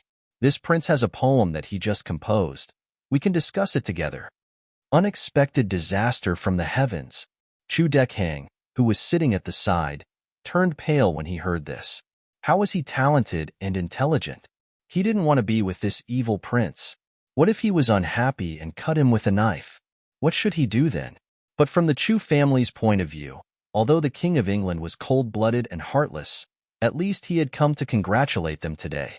Moreover, there were so many guests, so they thought that he wouldn't cause any trouble. Besides, it wasn't a bad thing to gain the appreciation of the Lord. So Chu Dekhang was urged by the crowd to follow the two people walking forward. With Chu Dekhang accompanying them, it was no longer a case of a man and a woman alone together. Chu Qingyin couldn't help but raise her head to look at the man striding ahead. Was he trying to save her reputation just now? As if he had eyes on the back of his head, Xiao Su turned around in an instant and met Chu Qingyin's gaze again. But this time, his eyes didn't seem to be covered with a thick layer of frost. Instead, they were somewhat clear. "Don't dawdle." It was still cold. Chu Qingyin was startled. Looking at a certain person who turned around and continued walking, she couldn't help but pat her head. Was she caught in the door just now? Otherwise, why would she feel that this person's personality had changed? "Okay, I'm coming." Chu Qingyin didn't care about her ladylike demeanor. Lifting her skirt, she trotted after him. If she continued to walk with small, quick steps, she was afraid that she would be left behind and lose sight of him. She didn't know where the person in front of her was going. Although she had been in the Chu family for a while, she had never been on this road before. He was walking so fast. What if the two of them got lost? Chu Dekhang, who had a dejected look on his face, slowly followed behind. His face was filled with fear, as if he was afraid that he would be called over by this elusive King Ying. Suddenly, the two people in front of him stopped him. Looking at their clothes, they were the followers of the King of England. "His Highness has said that as long as young Master Chu stays here, you will be safe and sound. If you take another step forward, no one can guarantee your safety." A black-clothed guard flashed his small white teeth and said in a serious tone, "Yes, yes, yes." Chu Dekhang acted as if he had been granted amnesty. He immediately retreated to the shade of a tree and didn't dare to walk forward. Really can't be seen in public. Just this little bit of courage.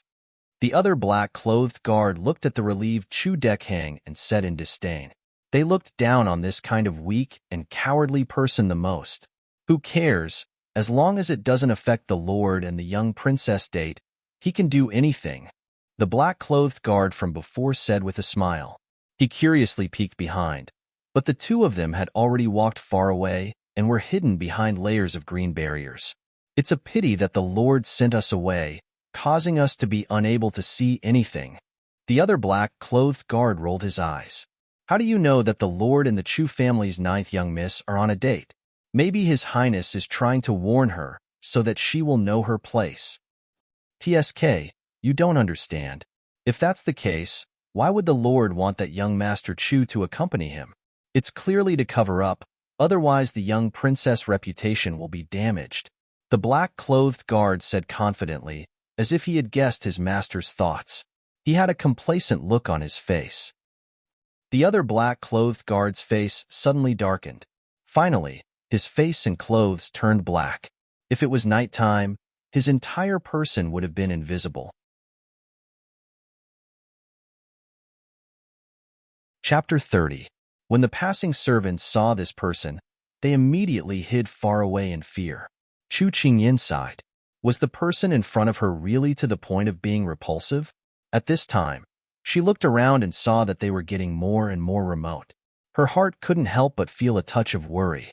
This person didn't say a word. Where did he want to take her?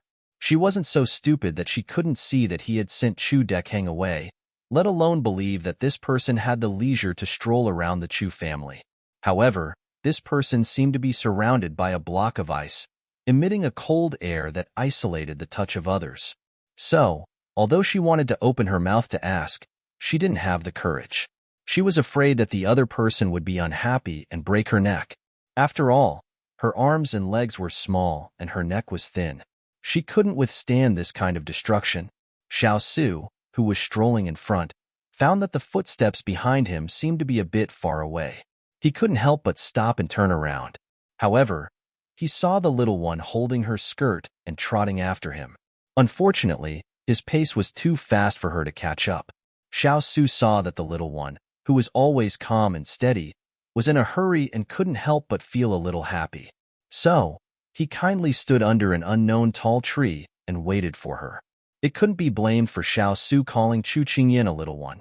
Although Chu Qingyin grew up in Mao Village and did a lot of rough work, climbing mountains and wading through rivers was not a problem. Although she was young, compared to the girls of the same age who were raised in the boudoir, her figure was already outstanding. However, when she stood in front of Xiao Su, she only reached his chest. Xiao Su always had to lower his head to look at her. Moreover, Chu Qingyin's face was petite, so in Xiao Su's eyes, she was just a little one. When Chu Qingyin trotted all the way and saw the white silk, she breathed a sigh of relief. When she stood still, she suddenly realized that something was wrong. She instantly raised her head and saw that the tall figure was dragged by the sunlight and fell at her feet. Qian Qian's gaze was like the ripples on the blue waves in winter, beautiful yet cold. It was clearly a warm spring day, but Chu Qingyin shivered.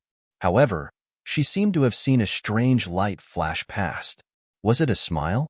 However, just as he was about to take a closer look, the other party's gaze had already swept past him and turned to the pond under the bridge. After that, he did not say a word. No. Words? Chu Qingyin was stunned. Was he going to play a pantomime with her? Your Highness, are you tired? Do you want to sit in the pavilion over there? Although Chu Qingyin didn't want to pay attention to him, he was still a guest. Moreover, she might need this person's help for the rest of her life. Therefore, Chu Qingyin racked her brains and finally found a sentence that sounded good. When Xiao Su heard this, he retracted his gaze and looked at her again. It was normal for an army to travel hundreds of kilometers in a day. How could she be tired because of such a small distance? The person who was tired should be her.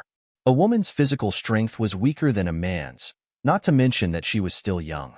Xiao Su saw that her forehead was covered in sweat, but she was pretending to be relaxed as she looked at him.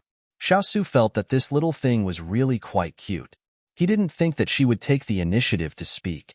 No matter how noble a person's status was, they would still respond out of respect.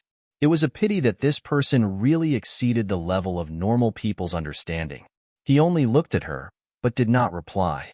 This almost made Chu Qingyin think that a flower had bloomed on her face, which was why the other party was so focused that he ignored her question. Although the other party was not cooperative, she couldn't continue to stare at each other like this. This is our first meeting.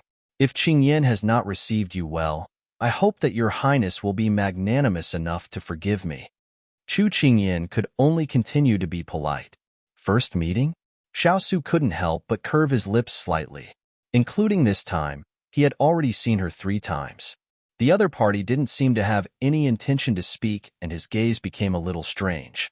Chu Qingyin broke out in cold sweat. It seemed that something had pleased him. She felt that it was very strange. She clearly didn't do anything. Just as Chu Qingyin continued to rack her brains, the cold-faced Yama finally opened his mouth. You, 10 years old? Yes. This person didn't open his mouth, but when he did, it was shocking. Although Chu Qingyin was caught off guard by him, she still answered first out of conditioned reflex. He already knew the answer, but after personally confirming it, Xiao still frowned. Chu Qingyin was well-behaved while secretly observing the other party. Seeing a trace of displeasure in his eyes, she immediately lowered her head and couldn't help but sigh.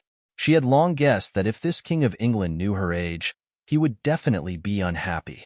Although there was a saying in modern times that men were very loyal. When they were young, they liked women younger than them. When they were successful in their career, they liked women younger than them. When they entered middle age, they liked women younger than them. If it was anyone else, even when their hair was white, they would still like women younger than them. In fact, men were very loyal in their lives and liked women younger than them. But the situation now was not quite the same. If it was any other man, he wouldn't want to marry a woman who was still a child. Just like her and Xiao. Thinking about it, when the imperial edict was issued, this person was forced to accept it. Thus, Chu Qingyin could not help but shut her mouth obediently. She thought that her looks were passable, but she knew that no man would be interested in a 10-year-old like her. Thus, in order to avoid being the target of his anger, she decided to stay quiet and be a beautiful lady. A beautiful doll. Seeing the change in Chu Qingyin's expression, Xiao knew that she had misunderstood something. But he had never been a person who liked to explain. So he stood under the tree with his hands behind his back and threw out a piece of news that made the beautiful baby break her silence. Go back and pack up today. Someone will come to pick you up tomorrow. Pick me up? Chu Qingyin was immediately stunned. Father has already issued an imperial edict to let you move to the King of England's residence. Since there's no time like the present, then tomorrow it will be. Xiao hated repeating the same thing the most, but Chu Qingyin's thunderous expression pleased him, so he didn't mind letting her suffer another bolt of lightning. Unfortunately, the other party had already flung his sleeves and left. She couldn't catch up with him at all. So after digesting the news, Chu Qingyin had already given up on chasing him. So, in Chu Qingyin's impression, this fiancé had only said 3 things to her. The first sentence, he was displeased with her age. The second sentence, he ordered her to move. The third, he was displeased with her intelligence. Chu Qingyin blushed with shame. This ghost-face Yama seemed to be really difficult to get along with. Chapter 31. Returning to the King of England's manor, Xiao had just sat down when a black shadow appeared in front of him. Greetings, master. After the black shadow appeared, he immediately knelt in salute. Xiao raised an eyebrow and looked at his travel-worn subordinate. He gathered his sleeves and said, "Stand up." When Horling saw the person who came, he immediately raised his hair. "Turin, weren't you still at Qinling Mountain a few days ago? Why did you come back so quickly?"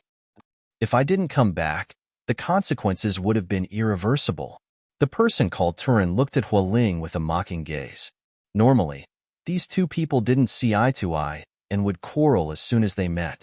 Xiao had already been drinking tea. He calmly picked up the teacup lid and lightly tapped the cup. "What irreversible? Are you scolding me indirectly again?"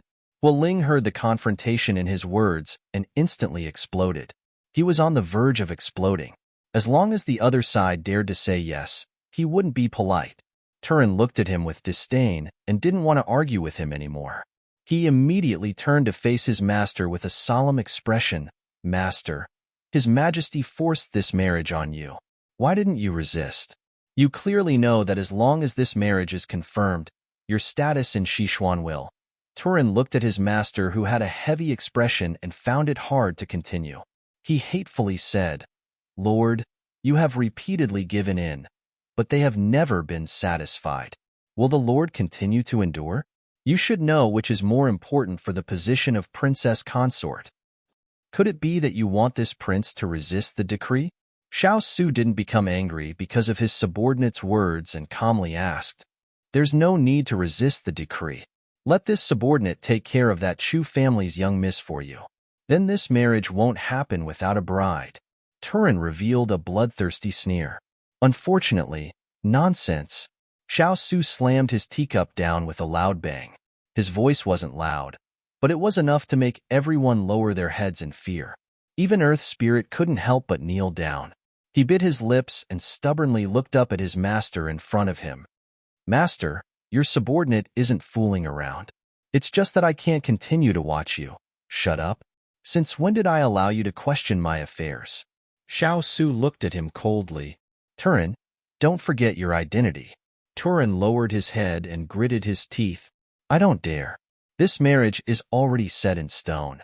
Even without the Chu clan, there will be the Li clan, the Ling clan, and the Chen clan. Thus, this prince will not permit any of you to complicate matters. Xiao Su swept his gaze over the crowd and spoke in an unquestionable tone. Then, he flicked his sleeves and left. Turin and Hualing not only heard the toughness in these words, but also felt a touch of sadness. Yes, even if they destroyed the Chu clan, Sichuan Emperor would have other candidates. Their hearts were filled with desolation. For Chu Qingyin, the most bewildering thing wasn't that she was about to move to the King of England's estate, but that she would have to live together with His Royal Highness, whose emotions were hard to discern. Although the other party's temperament was cold and his voice was moving, it was also very cold.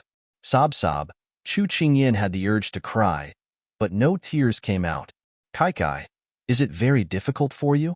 After Chu Mu's mother received the news, compared to the Chu clan's relieved sighs of relief, Chu Mu's mother's chest tightened, and she was full of worry for her daughter. Chu Qingyin didn't expect that she would reveal her emotions so quickly. She immediately put away her emotions and pretended to be relaxed. Mother, don't worry. Your daughter is so smart and cute. I will definitely live comfortably in the King of England's estate. As long as you and father live well in the Chu clan, your daughter will be even more at ease. Only then did Chu Mu's mother reveal a smile. She looked at her husband, whose eyes were wide open as he watched the mother and daughter talk. She gently patted her daughter's hand. Kai, don't worry. Mother will take good care of your father. Come, mother will help you pack your things. Chu Qingyin propped her cheeks with both hands while her mother helped her pack her clothes. Actually, there wasn't much to take away, but she didn't want to hurt her mother's concern for her. Perhaps if she could do something for her now, her mother wouldn't feel so bad. At this moment, Chu Mu's father came over with an aggrieved expression. Kai, where are you going? Hearing this, Chu Qingyin remembered that her father didn't know that she was moving to the Chu clan. She couldn't help but turn to face him and reply with a serious expression, Father, I'm moving to another place. I might not be able to see you often. You have to listen to mother and not make her angry. If someone bullies you, don't be impulsive. Save it up and wait for your daughter to come back to avenge you. Chu Mu's father smiled and nodded. Then, he felt that something was wrong. He tugged at Chu Qingyin's sleeve pitifully and asked, Can't you bring father and Danyang with you? Father doesn't want to be separated from you. Chu Qingyin originally thought that she had convinced her father, but she didn't expect him to only react now.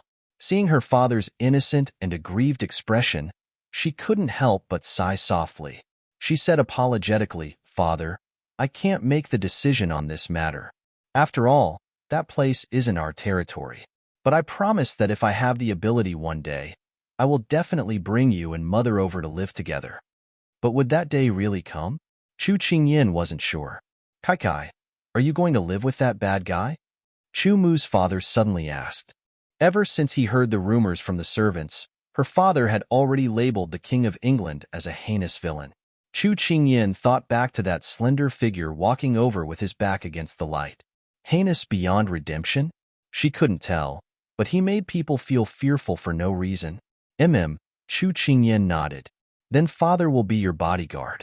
I won't let him bully you. Chu Mu's father said seriously. Chu Qingyin giggled. Father, Kai can protect herself. You just have to protect mother well. Chu Mu's father was fooled by his daughter. He scratched his head in embarrassment and laughed foolishly. Kai is so smart.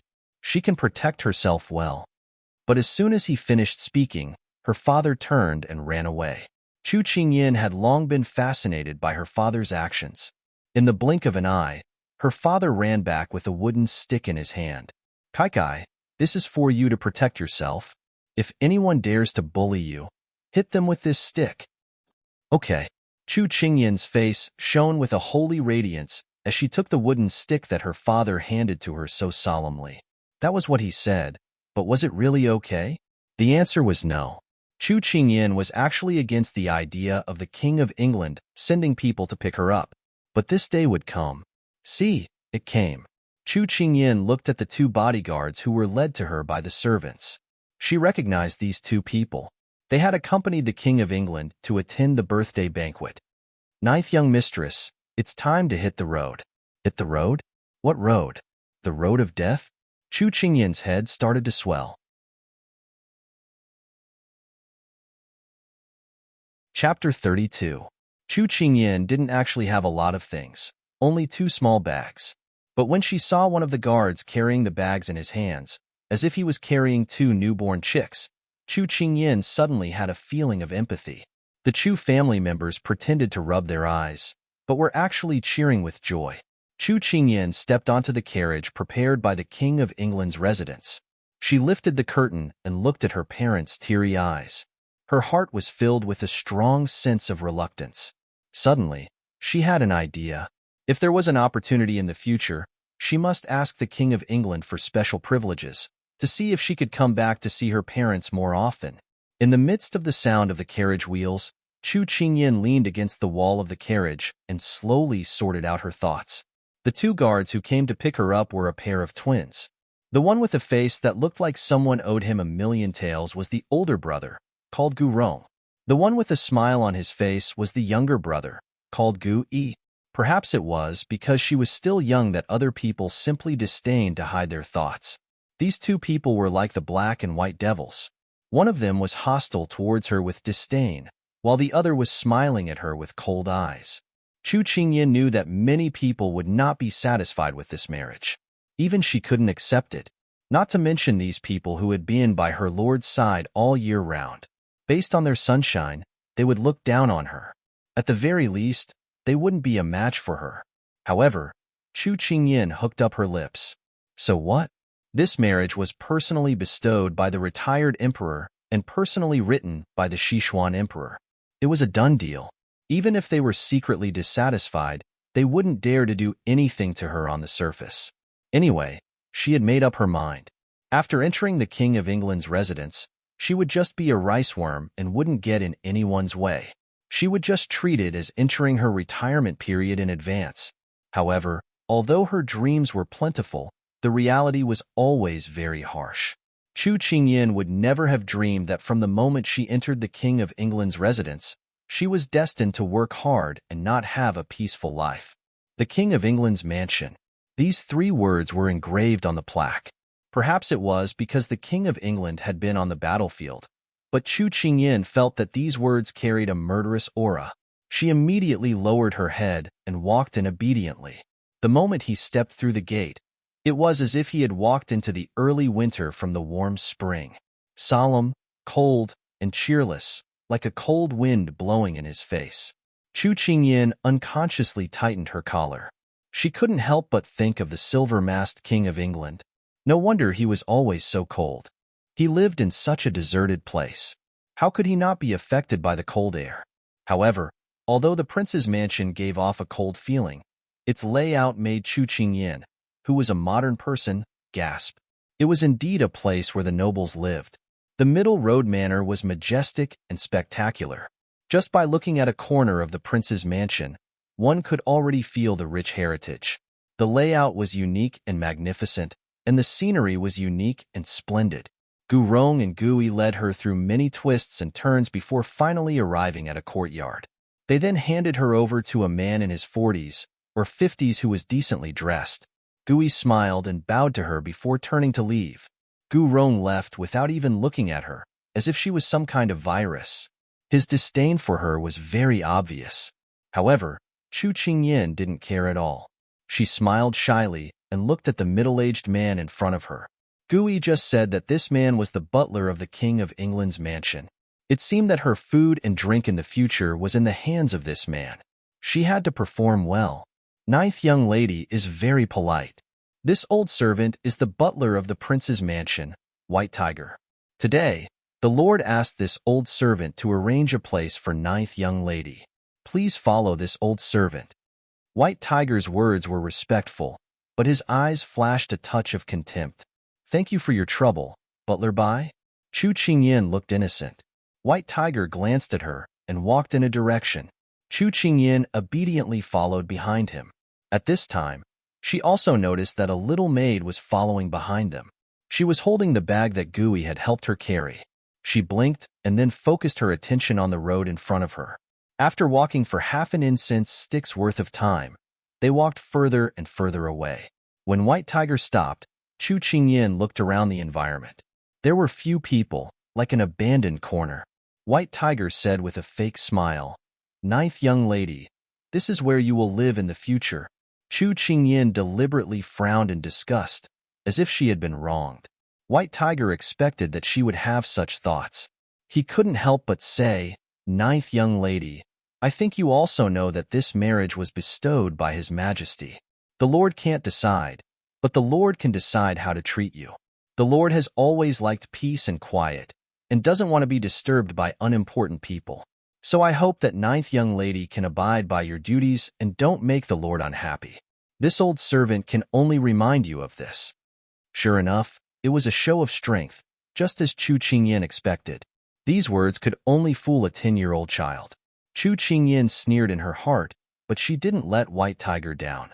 She immediately showed a fearful look and agreed submissively.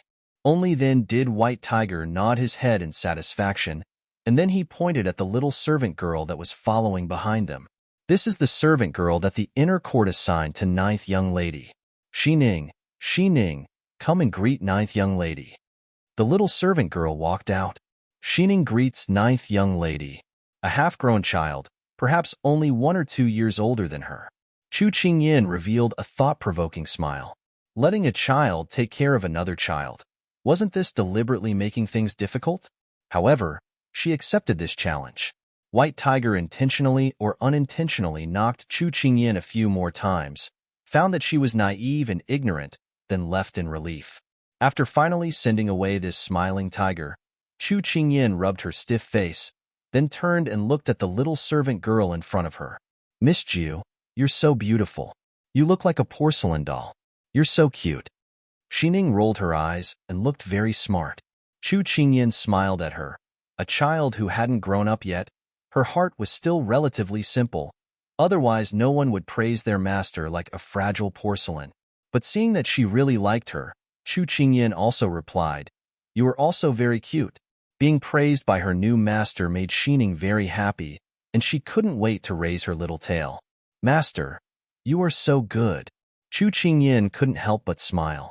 It seemed that the King of England's residence was really like White Tiger, treating her as an insignificant person. Otherwise, they wouldn't have arranged such a young servant girl with no shrewdness to serve her. Perhaps this King of England wanted the two of them to live a life of not contacting each other. But this was also what she wanted. At least she wouldn't be watched all day long, and could live more freely. This time when she left the Chu residence, she didn't bring Shan Cha with her, because she wouldn't easily trust a person who had betrayed her once, no matter how loyal they were to her afterwards. Rather than having a person who had stabbed her by her side, it was better not to bring her, to avoid future troubles. "Then let's tidy up the courtyard." Chu Qingyin smiled and rolled up her sleeves. And just as Chu Qingyin was tidying up her courtyard, Xiao Su returned to the prince's residence.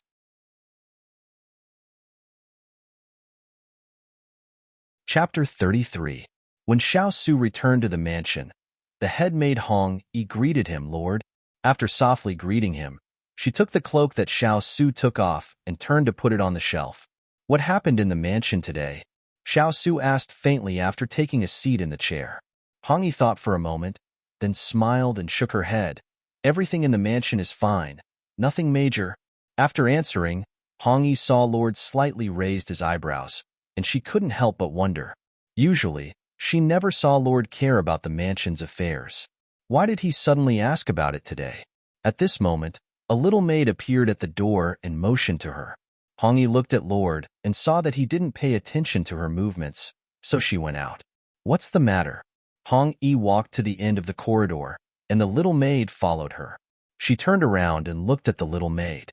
If she remembered correctly, this little maid was a servant of housekeeper Bai. The little maid immediately replied. Housekeeper Bai asked this servant to tell Sister Hong that Chu family's ninth miss has been settled, and there's no need for Sister Hong to worry. Only then did Hong Yi remember that today was the day the ninth young miss of the Chu clan would be marrying into the estate. Perhaps it was because the Ing King's estate did not place much importance on this marriage, so they had inadvertently overlooked this matter. Where did housekeeper Bai arrange Chu family's ninth miss? Hong Yi couldn't help but ask. The winding path leads to the secluded courtyard, the little maid replied. Hong Yi waved the little maid away and thought carefully about this matter. The winding path leads to the secluded courtyard, which was the courtyard farthest from the main courtyard. She thought about it again. Was this what the master asked just now? She turned back to the room and slightly bowed to the person on the main seat. Lord, housekeeper Bai just sent someone to report that Chu family's ninth miss has been settled. The bookkeeper paused for a moment. His gaze moved away from the book and landed on the person in front of him. Where is it arranged? Hong Yi immediately reported the name of the little maidservant. She carefully observed the Lord's expression, but she couldn't see any change. She couldn't help but wonder, could it be that the Lord ordered housekeeper Bai to arrange it? At this time, the maid Huang Yi, who was dressed in yellow, walked in. She bowed to Xiao Su and said, Lord, it's time for dinner. Do you want to serve dinner? Xiao Su replied indifferently. Therefore, Hong Yi stood aside while Huang Yi returned to the kitchen and ordered the servants to serve dinner. Xiao Su sat down at the dinner table. Just as he picked up the chopsticks, he suddenly paused and put down the chopsticks. There was no emotion in his tone. Invite Chu family's ninth miss to come and have dinner together. Hong Yi thought that the matter of Chu family's ninth miss was over. She didn't expect that the Lord would mention it at this time. She immediately responded and ordered the servants to summon her. She couldn't help but be anxious. The winding path leads to the secluded courtyard, and the main courtyard were in the south and north. She hoped that the servants would hurry up and not delay the Lord's dinner. In the courtyard where the winding path leads to the secluded courtyard. By the time Chu Qingyin and Xining finished cleaning up the entire courtyard, they were so tired that they were about to collapse. The messy courtyard was obviously uninhabited for a long time. Housekeeper Bai arranged her here, clearly saying that she was sent to the cold courtyard and should know her place. Otherwise, the result, however, Chu Qingyin was happy to be at ease. She didn't have to face the deceitful life in the backyard. She was willing to be a rice worm, but this rice worm seemed to be starving to death. Xining, when do you usually eat? Chu Qingyin asked with a bitter face. Xining heard the words and put down the quilt in her hand. She thought for a moment, it seems to be this time now. However, our courtyard is far from the kitchen. It will take half an hour to go back and forth. Chu Qingyin choked on blood in her chest. My God, it's so far away. It's so difficult to eat a meal. Xining looked at her master's wrinkled and aggrieved appearance and couldn't help but laugh. Master, wait a moment. This servant will bring you the meal now. Chu Qingyin touched her hungry stomach. When she was about to nod, a servant knocked on the courtyard door and then passed an order. The ghost-faced lord invited her to eat. As soon as she heard this news, Chu Qingyin's heart became cold. Wouldn't it be a Hongmin banquet? Guessing was one thing, but seeing the impatient expression on the servant's face, Chu Qingyin knew that she couldn't put on airs since she was new here. She immediately brought Xining along with her. Chu Qingyin didn't expect that the rice worm idea that just came up would be strangled in the bud. She suddenly wanted to cry but had no tears. After walking for a while, Chu Qingyin realized how far her courtyard was from the King of England's courtyard. Her feet were almost broken from walking. She couldn't be blamed for being delicate, but this body was still a 10-year-old child. Her legs were not long and her strength was not enough. Hurrying, they finally arrived at the main courtyard. Without looking at the layout of the buildings here, Chu Qingyin was taken all the way into a spacious room. Along the way, her stomach was already rumbling with hunger and her eyes were blurred. The moment she saw fragrant and delicious dishes, Chu Qingyin's eyes lit up. The moment Chu Qingyin entered the courtyard, Xiao Su had already sensed it. However, he didn't expect her to come in like this, drooling over the food in front of him. Reporting to the Lord, "Ninth Miss Chu has arrived." Hong Yi's voice instantly snapped Chu Qingyin out of her daze. She thought that she had not revealed anything, so she retracted the expression on her face. Then, she put on a naive and innocent expression as she smiled and greeted the person seated. Qingyin pays her respects to His Highness Ing King. Anyone who saw Chu Qingyin's cute smile would soften their hearts. Even Hong Yi felt that this ninth Miss Chu had a lovable appearance, but Xiao Su didn't buy it. Have a seat." Xiao Su didn't even look at her and picked up his chopsticks. So cold? Then why did he call her over? Chu Qingyin cursed in her heart, but still sat down obediently and took the chopsticks from the servant. She was hungry, but she didn't dare to eat. Following such a powerful moving ice cube, she was almost frozen to death. How could she eat? However, Chu Qingyin didn't know how shocked Huang Yi was when she came in to add food.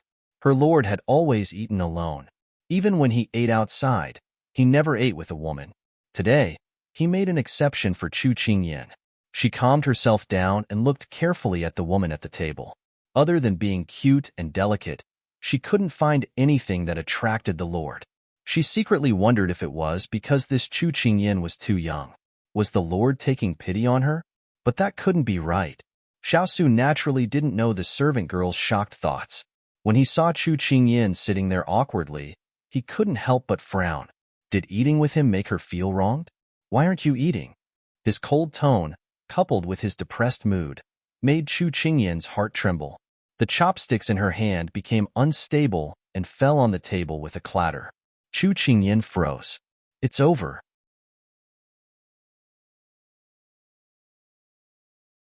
Chapter 34. This ruckus successfully made Xiao Su frown. He stared coldly at Chu Qingyin, who was just short of digging a hole and burrowing into it with an iron grip. Chu Qingyin wanted to cry, but no tears came out. She really didn't do it on purpose. Who asked him to suddenly make a sound? She was already frightened, so how could she withstand his shock? But even if she said that, she wouldn't dare to pull the whiskers of a tiger in front of a tiger. "Sorry, my hand slipped." Chu Qingyin squeezed out this sentence. Hand slipped? Xiao Su had deep doubts about this explanation. Not to your liking? Xiao Su put down his chopsticks and looked at her. Chu Qingyin was dumbfounded.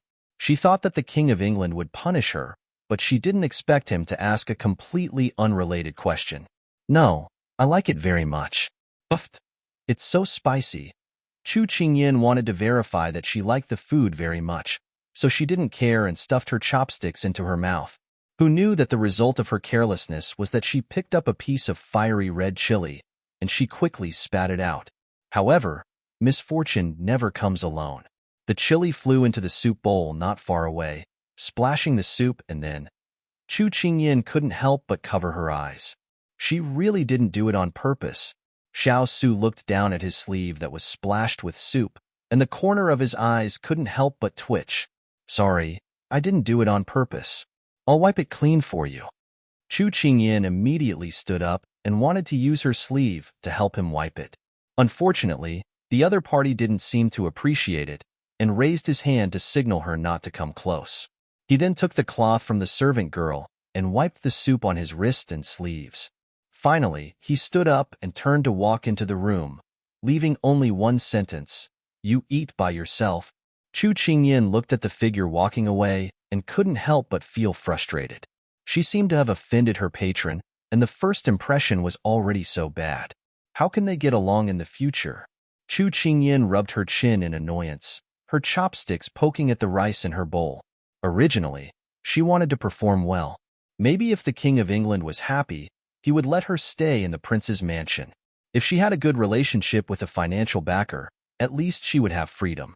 But for some reason, when she first laid eyes on this Prince Ing, she felt a little apprehensive. She wasn't worried that he would kill her in a moment of displeasure. Instead, she was facing a man with an extremely strong presence. Moreover, his entire body was emitting an unapproachable aura. She still hadn't thought of how to treat him. Just when Chu Qingyin was distressed, she saw a servant girl dressed in yellow changing the soup that she had just dirted. She suddenly remembered what she had learned from Xining about the King of England. The King of England had 7 servant girls, named after the 7 rainbows. They were Hong Yi, Cheng Yi, Huang Yi, Lve, Qing Yi, Lan Yi, and Zi. Each of them had their own strengths. For example, Hong Yi was good at housekeeping. She was responsible for taking care of the inner courtyard and coordinating all the servants. She was famous for her gentle temper and was trusted by the King of England. Cheng Yi was responsible for the King of England's clothes and accessories, but she had a fiery temper. Except for the King of England and Hong Yi, few people could make her bow her head. Huang Yi had good cooking skills. She was only responsible for the King of England's meals. Her personality was naive and romantic. Lve was responsible for the King of England's daily life. She was also gentle to people. Qing Yi was responsible for travel, but according to Xining's introduction, her personality was a bit strange. Lan Yi was responsible for taking care of the study. Her personality was gentle and understanding. Zi was still young. Her personality was a bit spoiled, and she was still in the training stage. These women were easy to recognize because the color of their clothes was like their names. The servant girl in light yellow clothes in front of her was undoubtedly Huang Yi.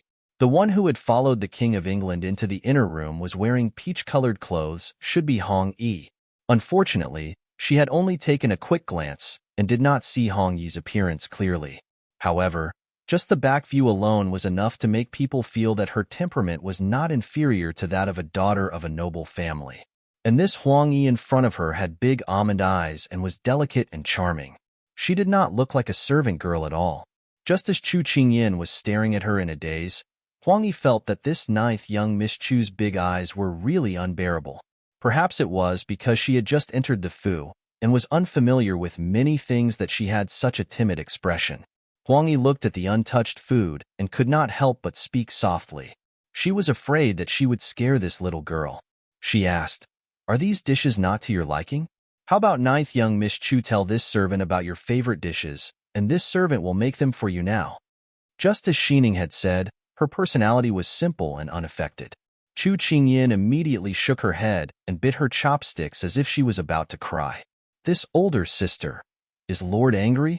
Seeing the pink and tender little girl reveal such a pitiful appearance, Huang Yi felt that she could not help but feel sad for her. She quickly comforted, "You don't have to worry. Although Lord's personality is a bit indifferent, he treats people very well." After saying this, Huang Yi wanted to bite off her own tongue. How could she say that Lord's personality was indifferent to 9th young Miss Chu, who was about to become the Lord's princess consort? If older sister Hong Yi knew, she would probably be scolded again. "But I seem to have made him unhappy just now. Should I go and apologize to him?" Chu Qingyin still had a look of unease on her face. Huang Yi breathed a sigh of relief. Fortunately, the person in front of her was young and did not notice what she had said. She then encouraged her, "That's not impossible. Perhaps Lord will not be unhappy after seeing 9th young Miss Chu's sincerity." Seeing that this Huang Yi was really coaxing her like a child, Chu Qingyin could not help but purse her lips and smile. Indifferent temperament? That's good. In the future, she would not have to worry about this person being temperamental towards her. Thus, Chu Qingyin rolled up her sleeves and pulled the bowl in front of Xiao Su to herself. Then, under Huang Yi's puzzled gaze, she quickly picked up her chopsticks and picked up some food from the various dishes. She was so fast that Huang Yi was overwhelmed. Chu Qingyin used another bowl to fill it with soup. Then, she said to Huang Yi, "Just now, Lord did not eat much before he was driven away by me. I'll bring it to him now to apologize." Thus, With a bowl in each hand, Chu Qingyin walked unsteadily into the inner room under Huang Yi's dumbfounded gaze. When Huang Yi came back to her senses, she suddenly remembered something. She had forgotten to stop ninth young Miss Chu. Lord's inner room had never allowed outsiders to enter. She covered her eyes. Ninth young Miss Chu, you're on your own now. Smoke rose in spirals from the stove. The simple and clean decoration made one feel as if they were in a bamboo forest in summer. Only clean and refreshing could be described. However, a certain someone did not notice this at this time, because she neglected one thing. Her small hands were not enough to support these two seemingly inconspicuous bowls, but were actually as heavy as stones. Wouldn't it be too heavy to eat with such heavy bowls? At this time, Xiao Su, who had changed into a clean set of clothes and was leisurely leaning on a chair, raised his eyebrows when he heard footsteps.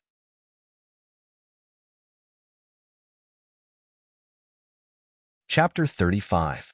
Xiao Su raised his head and saw a small and delicate figure wobbling in. He was a little curious. Wasn't this little girl afraid of him? Why did she still dare to come in? That was because he didn't know that Chu Qingyin was holding onto the heart of currying favor with her patron, which was why she was able to overcome the fear in her heart. Chu Qingyin's mind was completely focused on the two bowls of rice in her hands. It wasn't until she reached the center of the room that she raised her head to look for Xiao Su's position, who knew that when she raised her head, she would meet a pair of cold and beautiful eyes. Her hands immediately trembled, and she almost knocked over the bowl of soup. Your Highness, Qingyin saw that you didn't eat anything just now, so Qingyin specially brought some food over. Chu Qingyin mustered up her courage and forced out a smile. Where's the maidservant? Xiao Su looked at the bowl in her hands and said unhurriedly. Chu Qingyin's lips that had just curved up immediately fell. He was blaming her for being meddlesome. However, Chu Qingyin was currently acting as a 10-year-old little girl. How could she be smart enough to understand the meaning behind his words? So Chu Qingyin said with an innocent face, I don't know. I snuck in. Xiao Su's gaze stared at her face for a moment until she lowered her eyes. Only then did he move away. Just leave it there. When Chu Qingyin heard this, it was as if she had been pardoned. She immediately placed the food on the table and secretly shook her sore wrist. She muttered in her heart that she would never do such a thing again. Chu Qingyin's small movements didn't escape Xiao Su's eyes. He thought to himself, with such small hands and feet, she can't even carry a shoulder or lift a hand. What can she accomplish in the future? His fingers couldn't help but lightly tap the table. Chu Qingyin saw that Xiao Su wasn't in the mood to eat and couldn't help but ask, Aren't you going to eat? I'm not hungry. Two faint words blocked her words. Chu Qingyin puffed up her cheeks. This person really cherished his words like gold. Other than the first time they met, his words were a bit long. Today, when they met, he always used 2 or 3 words to dismiss her. If it wasn't for the fact that he was the head of the household in the prince's residence and her future financial backer, she really didn't want to use her hot face to greet his cold face. However, taking advantage of this opportunity, Chu Qingyin was able to take a closer look at the legendary cold-blooded and ruthless lord. His entire face was covered by a silver mask. In her eyes, it added a touch of mystery. In addition to his cold and distant temperament, she felt that he was sacred and noble for no reason. He was tall and wore loose clothes. Because he had just finished bathing and was in his own residence, his belt was casually buckled at his waist. The corners of his mouth were slightly raised, unintentionally revealing a touch of evil charm. Chu Qingyin's gaze fell onto his mask. His every movement had a cold and noble air that normal people rarely had. She really wanted to see if the face behind the mask was just as stunning. But once she thought of this, she quickly stopped this thought because she suddenly remembered something. The reason why he wore a mask was because he had encountered a fire when he was young and his face was disfigured.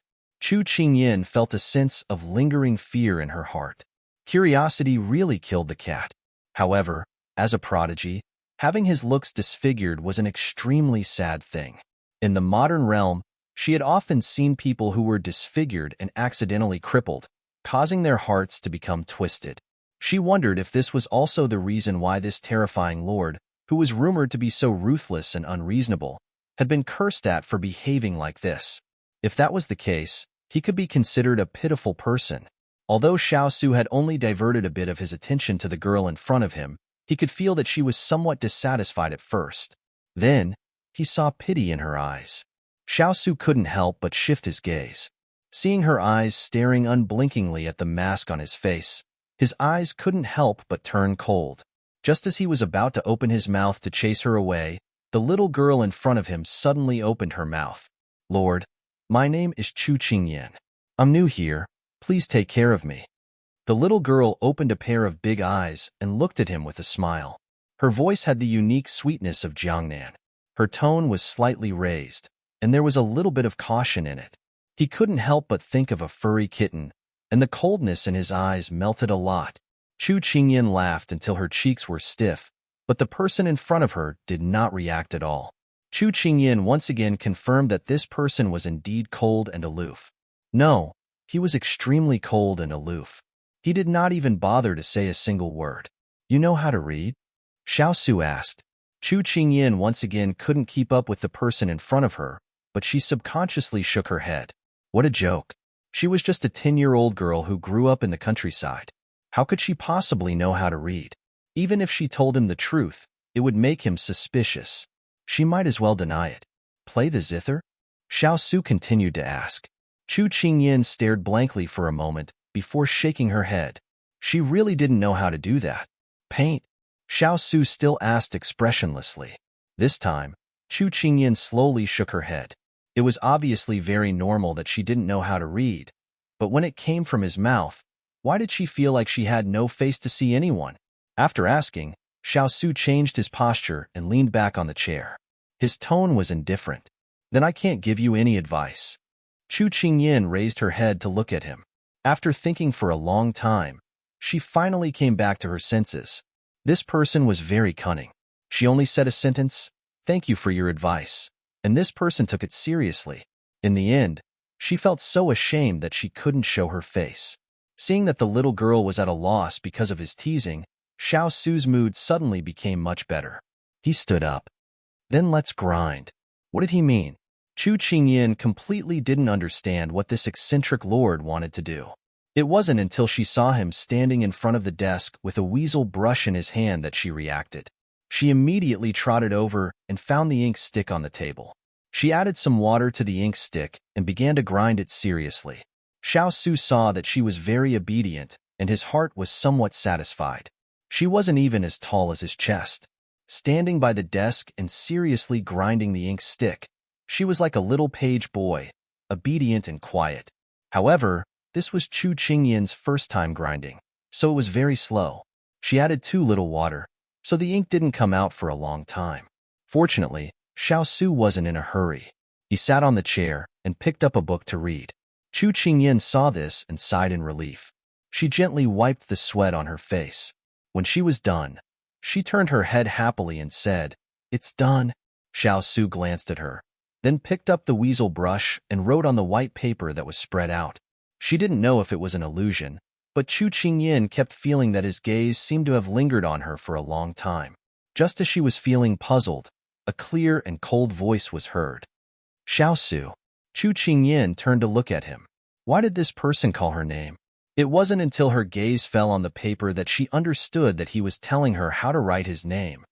You can be illiterate, but you can't not recognize this king's name. Chu Qingyan's first thought when she heard this was that this person was really overbearing. It wasn't until she walked out of the room and saw Xining, who had been waiting for a long time, that she relaxed. "Master, why is your face covered in ink?" Xining looked at her master, who looked like a little tabby cat, and couldn't help laughing out loud. Chu Qingyan touched her face. No wonder the King of England looked at her with a strange gaze.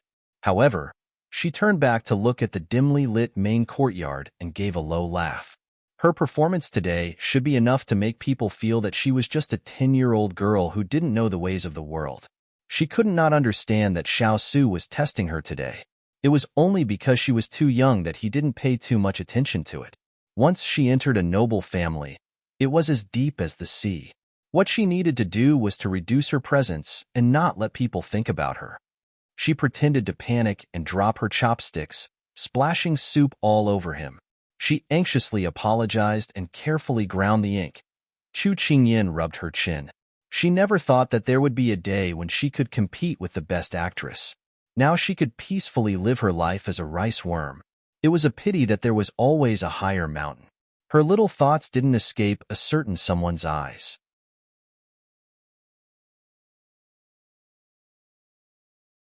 Chapter 36.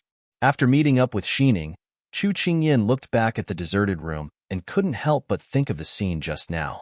With one hand tucked in his sleeve and the other holding a brush, he looked so carefree. If it wasn't for the mask on his face, she would have thought that he was an immortal from the 9 heavens who didn't care about the secular world. Unfortunately, the reality was the opposite. His face had gone through terrible destruction. She heard that it was unrecognizable. What a pity for his temperament. But what did being ugly have to do with being beautiful? She, Chu Qingyin, had never cared about these things. It was just that he didn't seem to have any relationship with her. At this time, Chu Qingyin was more concerned about the reason why she wrote his name on the blank paper. Was it because she couldn't read and couldn't understand it, or did she just want to write it on a whim? Chu Qingyin couldn't guess. After all, she and he were just strangers who had met twice. Maybe they would be familiar with each other in the future, but they shouldn't be close to each other. Chu Qingyin shook her head. At this time, her focus shouldn't be on this. She should be thinking about whether or not she would be able to live a carefree old age in the King of England's residence in advance. She didn't care whether her actions just now were hidden or not. It seemed that he wouldn't be looking for her in the next period of time. As she thought about this, Chu Qingyin couldn't help but smile. She brought Xining with her, and was about to head back to her own courtyard when Chu Qingyin suddenly stopped. At this time, a gentle and pleasant voice sounded in Chu Qingyin's ear. "Ninth young Miss Chu." Chu Qingyin heard this and stopped. She looked back and saw a beautiful woman in peach red slightly bowing to her. If she remembered correctly, this woman was the King of England's maidservant, Hong Yi, who was in charge of the backyard. She was indeed a beauty. Chu Qingyin smacked her lips. A maidservant who was in charge of the meals was already so beautiful. Now there was another one who was as pure as jade. The King of England was really lucky with women. Just as Chu Qingyin was admiring her beauty, Hong Yi walked up to her and said gently, "This servant is Hong Yi, who serves Lord. If ninth young Miss Chu has any needs in the future, you can send a servant girl to the main courtyard to inform this servant." "Thank you, Big Sister Hong Yi." "Big Sister Hong Yi, you're really as gentle and kind as everyone says. You're also so beautiful. Can I really trouble you in the future?" Chu Qingyin's eyes were wide open, filled with joy and fear of being rejected. Hong Yi's smile deepened when she saw the innocent smile in front of her. "Ninth young Miss Chu is too polite. It is this servant's honor to serve ninth young Miss Chu." Chu Qingyin grabbed her arm and jumped 3 feet high in joy. "That's great. It's a promise." After reluctantly bidding farewell to Hong Yi, Chu Qingyin was about to step out of the door when she heard a very faint conversation behind her. It was so faint that she might have missed it if she hadn't been paying attention. "Big Sister Hong Yi, who were you talking to just now?" A sharp female voice rang out. "Ninth young Miss Chu." "Oh, that girl from the Chu family who was forced to marry the prince and doesn't know her own limits?" "Qingyi, don't say that." She couldn't hear what they were saying after that. It wasn't until they left the main courtyard that Xining happily said, "Master, Xining was right. Big Sister Hong Yi is really an easy person to get along with. Many people in the residence like her very much." Chu Qingyin only smiled in agreement. She narrowed her eyes at the crescent moon in the night sky. Perhaps her life from now on wouldn't be too comfortable. Everything was just as Chu Qingyin had predicted. Her life as a rice worm in the King of England's residence wasn't very comfortable. For example, she finally managed to lie in bed last night and wanted to sleep in, but she was woken up in the middle of the night by someone. "Xining, it's not even dawn yet. Why did you wake me up?" Although she didn't have a morning temper, it didn't mean that she could endure being disturbed from her sleep. "Master, don't sleep. A servant came just now and said that Lord wants you to go to Yushuan Garden now." Xining didn't want to disturb Master, but there was no other way. Someone from the top came. Chu Qingyin was still fighting with the gods at this time. She said impatiently, "Who the hell is Lord? What the hell is Yushuan Garden? Let them all go to hell. Don't disturb my sleep." Xining was shocked by her master's bold words. She immediately pulled the quilt and freed a hand to cover her master's mouth. With a horrified expression, she said, "Master, Lord isn't a ghost. He's your future husband. Have you forgotten about Yushuan Garden? You just went there yesterday." After being grabbed and covered by Xining, Chu Qingyin couldn't go back to sleep even if she wanted to. She lifted the quilt, and her hair was messy on her face. She looked like she wanted to cry but had no tears. What the hell is going on? My riceworm life, hey? Although she was full of anger, it didn't affect Xining from helping her put on her clothes and braiding her hair. However, Xining was a half-grown child. It was already good enough that she could tidy her up to look like a human. Before Chu Qingyin could see her appearance clearly in the mirror, she was already pushed out of the courtyard by Xining.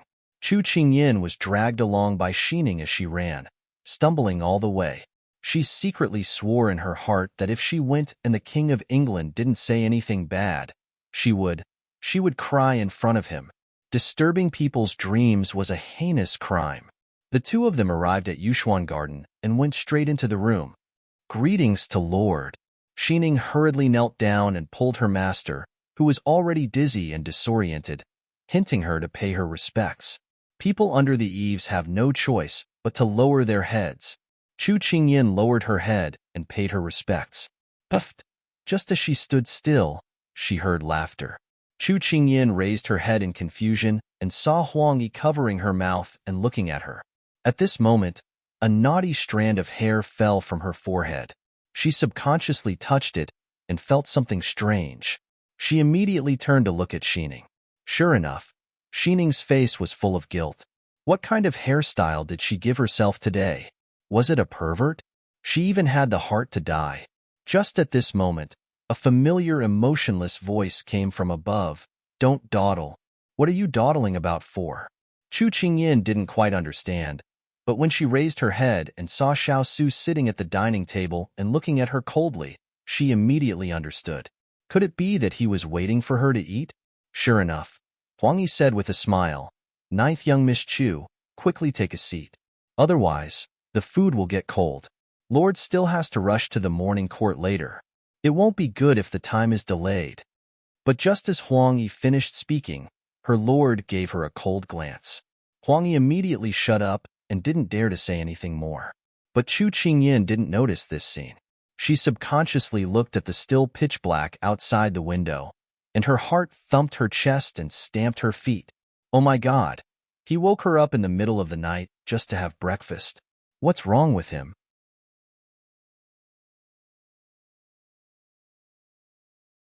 Chapter 37. Just as Chu Qingyin was pounding her chest and stamping her feet, a certain someone was enjoying his breakfast with a clear conscience, without the slightest awareness that he had disturbed her sleep. Last night, in order to understand the situation in the King of England's residence, she chatted with Xining until midnight. Now, she only felt that her eyelids were very heavy, and she wanted to play chess with Zhou Gong. But the person at the same table seemed to be unwilling to let her do as she wished. His low voice was as pleasant as the sound of a bell, but it was also shocking. Not awake yet? With this great Buddha here, how could she dare to tell the truth? She woke up with a quiver and repeatedly waved her hand. No, no, no, I slept enough. Oh, then you slept well? A certain someone seemed to be interested and asked indifferently while picking up food. A drop of cold sweat appeared on her forehead. Could she say that the bed was very hard and the quilt had a whooshing smell? But how could she say that the guest was not treated well in front of the host? No, she didn't seem to be a guest now, but what was she? Just as Chu Qingyin was entangled in this problem, Xiao Su glanced at her and raised his voice. And? Chu Qingyin's back was covered in fine sweat from his rising and falling voice. Why did this King of England always make her feel like a dormant snow wolf? His slightly cold eyes were as cold as snow. I slept very well, very well. There was nothing wrong with it, she laughed and said. Xiao Su didn't look at her again, but focused on eating. Chu Qingyin breathed a sigh of relief and didn't dare to be absent-minded and dozed off again. She obediently picked up the chopsticks to fill her stomach. Although she wasn't hungry, she still had to put on an act. After eating a few mouthfuls, She saw Xiao Su put down his chopsticks and nimbly get up. At this time, a female voice sounded from her side. Lord, this is your clothes for today's court. This voice was somewhat familiar. Chu Qingyin bit her chopsticks and turned her head, just in time to meet a pair of ridiculing eyes. Her orange-colored clothes accentuated her lustrous skin. Her slightly deep eyes and her raised chin seemed a little mean when she looked at others. If she didn't guess wrong, this person was Qing Yi, who was in charge of the King of England's clothes and accessories. She was also the woman who said to Hong Yi in the courtyard yesterday that she didn't know the immensity of heaven and earth. Chu Qingyin bit her chopsticks and smiled at her in a friendly manner. Unfortunately, the other party simply ignored her and handed the clothes in her hands to her lord. Xiao Su took the robe and put it on quickly. Then, he said to Chu Qingyin, who was still sitting at the table, I need to talk to Hong Yi. Then, he strode away. Chu Qingyin was stunned. Did he just leave like that? He had woken her up early in the morning just to eat a few mouthfuls of rice. At this time, only Chu Qingyin, Huang Yi, and Cheng Yi were in the room. Cheng Yi snorted coldly at her, then ignored her and walked out of the room. It seemed that even talking to her was degrading herself. Huang Yi thought that she would be sad and hurriedly explained, Please don't mind her. Sister Cheng Yi's personality is like this. Other than Lord and Hong Yi, she has never given anyone a good look. Chu Qingyin shook her head timidly. It's okay. I don't mind. Seeing Chu Qingyin's well-behaved appearance despite being wronged, Huang Yi's heart couldn't help but soften. She really wanted to raise her hand and pat her head to comfort her. No wonder Lord ordered people to bring Ninth Miss Chu over. Looking at Ninth Miss Chu's delicate face, it was easy to eat. Chu Qingyin didn't know what Huang Yi was thinking at all. Otherwise, she probably wouldn't even be able to eat. What kind of joke was this? This person was here to torture her. Hua Ling asked a certain person walking in the courtyard in confusion, Lord, why did you call her over? I was just in the mood. Hua Ling sighed. Lord's mood was really high. Early in the morning. Actually, Chu Qingyin also really wanted to say, who did she offend this early in the morning? Xiao Su had just left the Prince Fu when she returned to her own courtyard. Although that courtyard was a bit secluded and dirty, it was at least enough for her small body to rest. Chu Qingyin slept until late in the morning. Just as she was rubbing her stomach and complaining that she was hungry, she saw Xining rushing in with a smile. Chu Qingyin couldn't help but tease. Could it be that there's a wolf dog chasing after you? Master, what are you talking about? It's a good thing. Xining giggled. What good thing? Although the most important thing for her right now was to fill her stomach, it wasn't good to dampen this little maidservant's enthusiasm. Another servant from Yuxian Garden said that Lord is inviting you over. Xining happily said. Her thoughts were very simple. If her master could please Lord, then their lives would be better in the future. But when her master heard this news, she collapsed on the bed. Wasn't this something to be happy about? Chu Qingyin naturally didn't know the doubts in the little lass's heart. Her current mood was, why was the Ghost King looking for her? Could it be that he wanted to eat with her again? Don't. Facing his ice-cold mask, she wouldn't be able to eat. But reality was this cruel. When Chu Qingyin entered Yuxian Garden again, there was a table of food in front of her. It was still exquisite and delicious, but it wasn't the same. Chu Qingyin respectfully bowed. Her slightly bent legs trembled and her face turned slightly pale. Because her courtyard was really far from here, she had to make 3 trips in just 1 or 2 days. Even if she was a boy, she wouldn't be able to bear it. Xiao Su didn't seem to notice her abnormality and faintly glanced at her. Chu Qingyin immediately understood that he meant for her to sit down. This time, Chu Qingyin's arrival once again deepened the guess in Huang Yi's heart. Sure enough, Lord was looking for Ninth Miss Chu to eat. Hong Yi came in to report matters. When she saw Chu Qingyin here, she was slightly stunned. Then she smiled at her and began to report the matters in the residence. Chu Qingyin wasn't interested in their conversation at all. She looked at the food in front of her with some annoyance. What happened this morning? She thought it was just the King of England's whim. But now, he was even accompanying her for lunch. She couldn't understand what the King of England was thinking. She was clearly just a 10-year-old girl, and not a beauty that could cause the downfall of a country. Was there a need for the King of England to call her by his side? Besides, didn't he not approve of this marriage? He should have cast her far away. What the eye doesn't see, the heart doesn't grieve over. Why would he bring her around blindly? Wasn't this just making things difficult for her? After Hong Yi finished speaking, Xiao Su began to move his chopsticks. But he saw Chu Qingyin's hesitant look. He raised his eyebrows. Bin Wang doesn't like to hesitate. If you have something to say, say it. It was rare for this person to speak so much. Chu Qingyin immediately put down her chopsticks and sat upright. She had the perfect, innocent smile of a child on her face.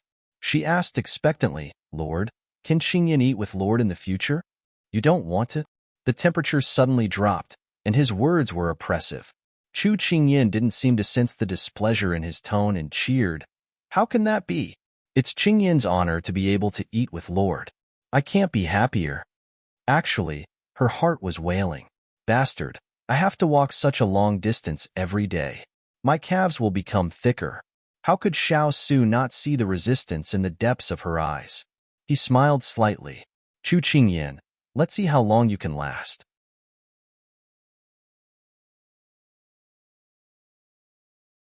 Chapter 38. Because there was no need to go to court like this morning, this lunch was rather long. At least in Chu Qingyin's eyes, it was really long. However, Chu Qingyin found that this King of England ate in a refined and elegant manner. Look at this King of England eating slowly. His right hand holding the chopsticks did not touch the table the entire time, and there was not a single sound. Unlike her, even if she drank the soup, no matter how careful she was, there was still a slight sound. This made Chu Qingyin, who had always flaunted herself as a virtuous lady, blush with shame. At the same time, Chu Qingyin was also a little puzzled. She heard that this King of England was stationed at the border all year round. So how could he not be affected by the rough and unruly nature of the army? Is there a flower on this king's face? This sentence suddenly interrupted Chu Qingyin's thoughts. Her six senses returned to their original position, and when she once again looked into Xiao Su's calm eyes, it was as if she was hit by an ice arrow. Her 5 viscera and 6 bowels were all cold. Chu Qingyin hurriedly pulled out a smile. "No, it's just that Qingyin saw the Lord's wisdom and martial prowess, so she couldn't help but be infatuated." Nonsense. Xiao Su's eyes showed that he didn't believe it. Huang Yi, who was accompanying him on the side, heard this and didn't dare to laugh. If this sentence came from the mouth of a young girl at the age of Jasper, it might be somewhat believable. Unfortunately, His Royal Highness was wearing a mask, so this lie was exposed. Chu Qingyin realized in hindsight, so she couldn't help but lightly stick out her tongue. She suddenly blurted it out. Fortunately, Xiao Su didn't dwell on this issue. Chu Qingyin thought that Xiao Su didn't notice the flaw, but in fact, she didn't know that Xiao Su felt that it was ungentlemanly to argue with a little girl, so he let her go. After dinner, Chu Qingyin was still miserably ordered by Xiao Su to grind ink on the desk. Before this, there was already a maidservant dressed in aqua blue clothes tidying up the desk. When she saw Xiao Su walk in with Chu Qingyin, she immediately saluted. When she learned that Chu Qingyin wanted to grind the ink stick, she immediately stepped forward to prepare the ink stick and the inkstone, and then retreated to the side. Chu Qingyin glanced at the maidservant and was slightly surprised. What a quiet and scholarly woman. Perhaps her appearance was not very outstanding, but as long as she stood there without moving, it was hard to ignore her. Chu Qingyin once again cast a look of envy at Xiao Su. It really was a room full of beauties, and they were all different kinds of women. Xiao Su ignored the strange look in Chu Qingyin's eyes and looked up at her. "What are you waiting for?" Sensing his displeasure, Chu Qingyin immediately stepped forward and obediently began to grind the ink stick. Ignoring her obedient appearance, Xiao Su picked up a book and casually flipped through it. Chu Qingyin helplessly sighed in her heart. When would these days end? After these days repeated for 3 days, Chu Qingyin felt that she could not take it anymore. She was once again awakened in the middle of the night. When she got up to eat breakfast with him, Chu Qingyin decided to lay her cards on the table with him. Thus, Chu Qingyin anxiously waited for him to return from court. When it was almost noon, Xiao Su returned. During this meal, Xiao Su felt that she was particularly attentive. For example, the moment she came back, she praised him for his good looks, enthusiastically introduced the dishes, and even urged him to eat more. Although she would occasionally say a few words during meals, this was completely unlike her usual obedient self. There must be a reason for this abnormality. However, Xiao Su's lips curved. He was actually looking forward to what she was going to do. Chu Qingyin's plan was to make him happy first before she threw out her decision. She did not expect that he would see through her plan before she even put it into action. Chu Qingyin thought that she had smoothed out the other party's hair. As she ground the ink, Chu Qingyin rotated her wrist and said, "Your Highness, Qingyin has something to tell you." Chu Qingyin held the book and replied calmly, "Speak." Chu Qingyin glanced at him and said in a self-reproachful tone, "Lord, Qingyin realized that if you wait for me to eat breakfast together, it might delay your morning court session. In order to save your time, Qingyin does not have to accompany you for breakfast in the future. Otherwise, if His Majesty gets angry and blames you for being late, wouldn't that be Qingyin's fault?" Chu Qingyin nervously observed his reaction as she spoke. Oh, this single syllable was a little long, and it made Chu Qingyin's heart tremble. Then she heard him say unhurriedly, "This prince's horses are all good steeds that are picked from thousands of miles away. It's not a problem for them to travel 1,000 li in a day, let alone such a short distance. However, it's thoughtful of you to think this way. In the future, I'll have the servants wake you up half an incense's time in advance. 4 taels to 1,000 caddies." He directly rejected her request. Chu Qingyin's heart instantly turned cold. This was simply courting death. If he woke her up half an incense's time in advance, wouldn't that mean that she could only sleep for 6 hours a night? "Hey, my beauty sleep." She wanted to refute, but he calmly flipped a page of the book, indicating that this matter was over. Chu Qingyin gritted her teeth and endured it. One plan did not work, so she had to come up with another. The next day, a servant went to Chu Qingyin's small courtyard and came back panting. Xiao Su saw that there was only Chu Qingyin's servant following behind him, and he couldn't help but raise his eyebrows. Reporting to Lord, My master accidentally sprained her ankle on the way back yesterday. I'm afraid that she won't be able to see Lord today." Xining didn't dare to look at Lord, who was glowing with a silver light. She trembled as she finished what her master had instructed her to say last night. "Gu Rong, this subordinate is here." Xining didn't understand why Lord called for the guards when she was talking about her master's matters. "Bring the Chu family's young miss here." Xiao Su buttoned his wrist and calmly said. Gu Rong was slightly surprised, but she still immediately responded, "As you command." Xining was so scared that she almost fell to the ground. She turned her head to look at Lord. Although he was still standing there calmly, why did she feel a chill run down her spine? Chu Qingyin, who was deep in slumber, was woken up mercilessly. When she opened her sleepy eyes, the first thing she saw was a carriage. When she saw Gu Rong's half-smile, she immediately understood what was going on. Her eyes rolled back, and she almost fainted. This Xiao Su really was like a ghost that wouldn't go away. But it didn't matter. She still had a plan. The third day, the servant still only brought Xining. Although Xining didn't agree with her master's actions, she still reported her master's instructions as they were. "Lord, my master caught a cold yesterday, and she's not feeling well." "Not feeling well?" Xiao Su repeated these 3 words. "Yes, she's had a stomachache since last night." Xining felt that ever since she followed her master, her ability to lie through her teeth was increasing day by day. "Oh." Xiao Su still dragged out the word meaningfully. Chu Qingyin narrowed her eyes as she waited for Xining's good news. When she saw her come back panting, she couldn't help but feel happy. It seemed that her plan had succeeded. When she saw Xining carrying something in her hand, she couldn't help but ask with a smile, "What are you holding in your hand?" Xining took a deep breath and said with a lingering fear, "Lord asked this servant to give this to you." Chu Qingyin took it in confusion. She gently opened the bag and saw that it was filled with small green beans.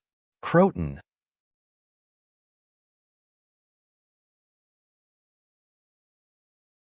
Chapter 39. It's actually Croton. Chu Qingyin is so angry that her chest is heaving up and down. Xining didn't dare to open the bag all the way here, so when she sees her master's mood fluctuating, she can't help but look inside. When she sees the green beans, her eyes widen. Why did Lord give you these croton for? Could it be that he saw through your scheme? Chu Qingyin jumps up from the bed. Right now, he's hoping that I can't get out of bed because of an upset stomach. I won't. I want to make it clear to him right now what exactly he wants to do. She originally thought that after she entered the prince's residence, he would treat her as heir and put her aside, but she didn't expect that he would tease her again and again. She and he have only met a few times, and they didn't have any grudges or deep hatred, so why does he want to make things difficult for her? She doesn't care if the place she lives in is bad.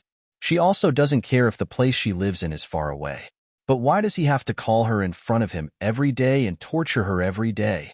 Chu Qingyin doesn't care about the blisters that have formed on her feet these past few days. She runs towards Yushuan courtyard like the wind. Xining can't react to this unforeseen event, and when she comes back to her senses, she almost can't catch up with her master. Until a long time later, when Chu Qingyin recalls what happened today, she can't help but wonder why she, who is usually calm and steady, can't hold back her temper and actually have the guts to run over and challenge the Ghost King, who can make people laugh and change things. Actually, it's just that at that time, she is not used to the prince's residence yet. She was caught unprepared, and the physical torture, as well as the longing for her father and mother in her heart, all of these accumulated emotions, resulting in the current scene. Xiao Su, tell me honestly, what do you want me to do for you to let me go? At this moment, in front of Xiao Su, Chu Qingyin's eyes were red with anger. Her cheeks were red, and her hair was about to stand on end. She was like an explosive little beast that made people want to touch her and play with her. When Chu Qingyin ignored the servants and rushed in, Xiao Su couldn't help but be surprised. To be honest, he was looking forward to her next move, but he didn't expect that he would provoke her so quickly. Did you eat something bad? Xiao Su had just finished his breakfast and was in a good mood as he sized up the little beast in front of him. There was a hint of ridicule in his tone. As soon as Xiao Su said this, everyone who was busy was shocked. She wasn't shocked by Chu Qingyin's rudeness, nor was she shocked by Chu Qingyin's words. She was shocked by her lord's attitude. This was the first time he had seen Lord not get angry when someone called him by his full name. It seemed that the last person who came looking for trouble had already died. However, Chu Qingyin was still standing in front of them, perfectly fine. She even dared to stare at His Highness with wide eyes. The servants did not know if they should be worried for Chu Qingyin or for themselves because of His Highness' abnormal behavior today. Chu Qingyin was shocked when she heard this. She had left in a hurry and forgot about the lie she had made up. But now that they had decided to shed all pretense of cordiality, there was no need to care about this. Besides, she didn't believe that he didn't see through this. Chu Qingyin raised her eyebrows and coldly said, "Lord, please don't change the topic. Tell me, what will it take for you to let me go?" Change the topic? That's a good choice of words. It seems that you have some knowledge. Xiao Su picked up the teacup on the table and leisurely said, using facts to explain the meaning of this word, "You." Chu Qingyin didn't expect him to be so mischievous. She took 3 steps forward and stood in front of him. With lightning speed, she reached out and grabbed his collar. She originally thought that with his martial arts, it wouldn't be so easy to grab him.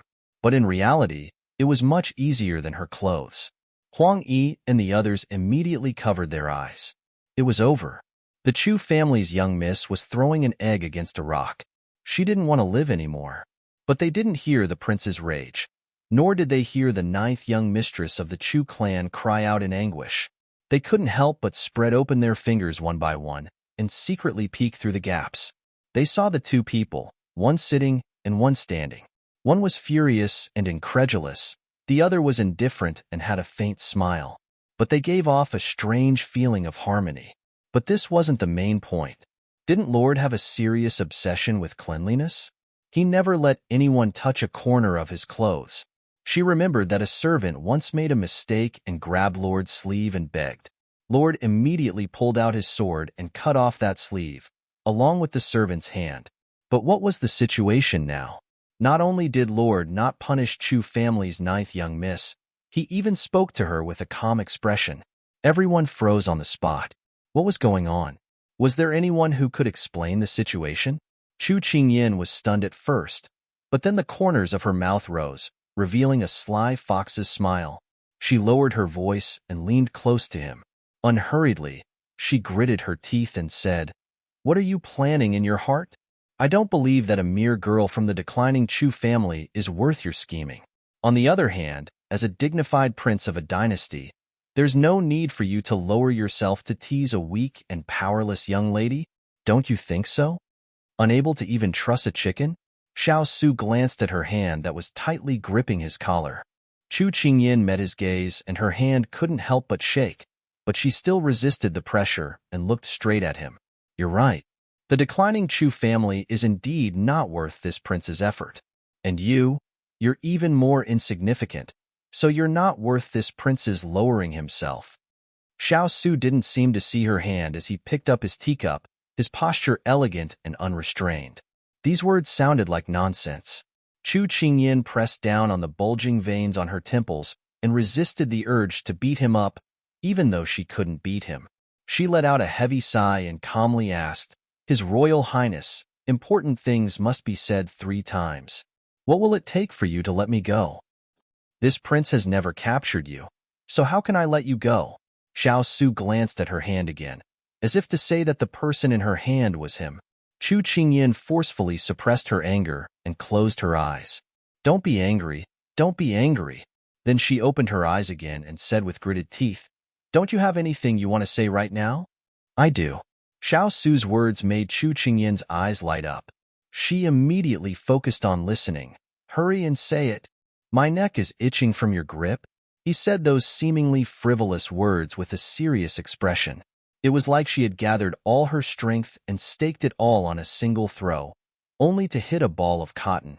All of her courage and strength seemed to have run out. Chu Qingyin looked at the person in front of her, and her eyes hurt. 2 streams of tears suddenly flowed out. She let go of her hand and slowly squatted down. She hugged her knees and began to cry loudly.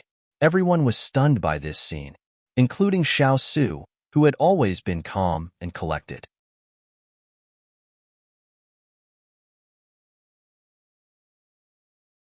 Chapter 40. No one would have thought that Chu Qingyin, who had always been obedient in front of them, would cry like this. It was only at this moment that everyone remembered that this little girl was just a child. Everyone looked at each other, and in the end, they all looked at the motionless lord in the room. Xiao Su did not think that this girl would do this to him. Seeing her roll around on the floor, he felt that it was new and funny. This was not the first time someone dared to make a scene in front of him. Who didn't know that he always liked peace and quiet? No one dared to make a scene in front of him. This Chu Qingyin was not the first, but she was the first one who didn't arouse his disgust. Xiao Su looked at her and did not say anything. The people who had been whispering gradually quieted down because of their master's silence. Thus, the entire room suddenly became silent. Meanwhile, Chu Qingyin, who was still in a state of grief, gradually calmed down after crying her heart out. She never thought that there would be a day where she would cry like a child without caring about her image. Could it be that she was too immersed in her role? Or that the sadness in her heart had been aroused? But no matter what the reason was, it was a fact that she had cried. She was embarrassed as she secretly opened her fingers and carefully observed Xiao Su's reaction. She saw that he was still sitting on the chair with a teacup in his hand. His appearance was the same as before. His face was covered by the mask, and she couldn't see his expression. But that pair of eyes that were as deep as ink were looking at her. He seemed to be indifferent, and she couldn't see his emotions. Since she had already lost her composure, there was no need to pretend to be respectful. She might as well smash the pot that was already broken. "His Royal Highness, did Qingyin offend you in any way? Is that why you punished Qingyin like this?" Her hoarse voice was unspeakably pitiful. In reality, Xiao Su was not indifferent. It was just that he usually faced large and rough soldiers and servant girls who were much older than her. He had never interacted with children who were as old as her. Or it could be said that when children saw him, if they didn't walk around him, they would hide far away. So he had no chance to deal with this situation. He had been hesitating, but seeing her speak first, he felt a sense of relief. "No," he calmly replied. Chu Qingyin heaved a sigh of relief when she heard his reply. Luckily, her actions had not angered him.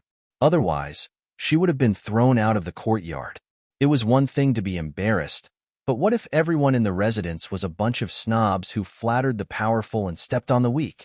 Then, her life in the residence would be even more difficult. Then why do you keep making things difficult for Qingyan? Qingyan fearlessly put down her hand and stared at the person in front of her with teary eyes.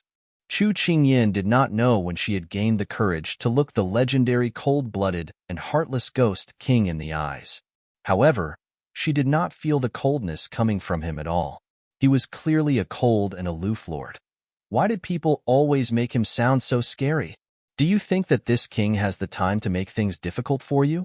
The pair of large eyes in front of him were clear like they had been washed by water. It made him feel a little dazed, like he was looking at the clear sky after the snow had stopped. A gentle breeze blew across his heart, making him feel a little itchy. His calm tone had a questioning tone that made Qingyan feel a little dazed. She was also a little confused.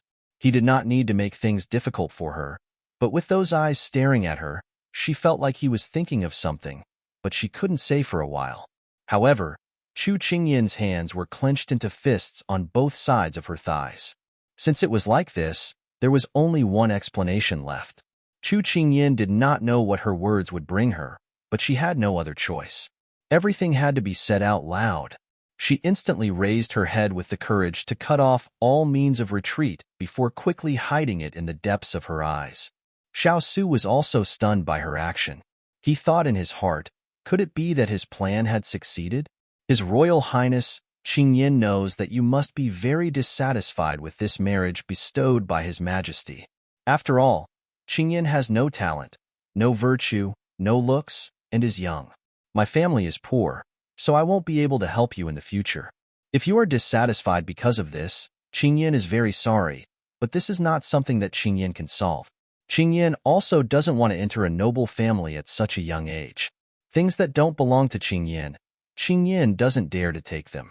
If you don't want to see Qingyan will definitely not come to you to make things difficult for you. I guarantee that I will be obedient and won't cause any trouble for you. Is this all right? Her humble tone and fawning expression made people forget that these words came from the mouth of a 10-year-old girl. Many of the servants present looked down on Qingyan, who was so humble. As expected, she came from a lowly family and was not worthy of their lord. Qingyan had already felt the disdain and ridicule around her. She smiled in her heart as she had achieved her goal. But when she met the gaze of the people above, Qingyan had the illusion that she had been stripped naked in front of him. How could a prince have any objections to imperial father's decree? Ninth young mistress, I'm afraid that you have misunderstood something. Or perhaps you are not satisfied with this marriage. Xiao looked at her with a cold gaze. Qingyan did not think that he would turn the tables on her. Her mouth was slightly open as she stood there in a daze. If this crime was decided by him, then she would not be able to bear it. Fortunately, Xiao did not dwell on this point. He suddenly stood up and walked in front of her. He slightly leaned forward to look at her. Deep in his black eyes, there was a faint light that appeared and disappeared, bringing with it a trace of enchantment.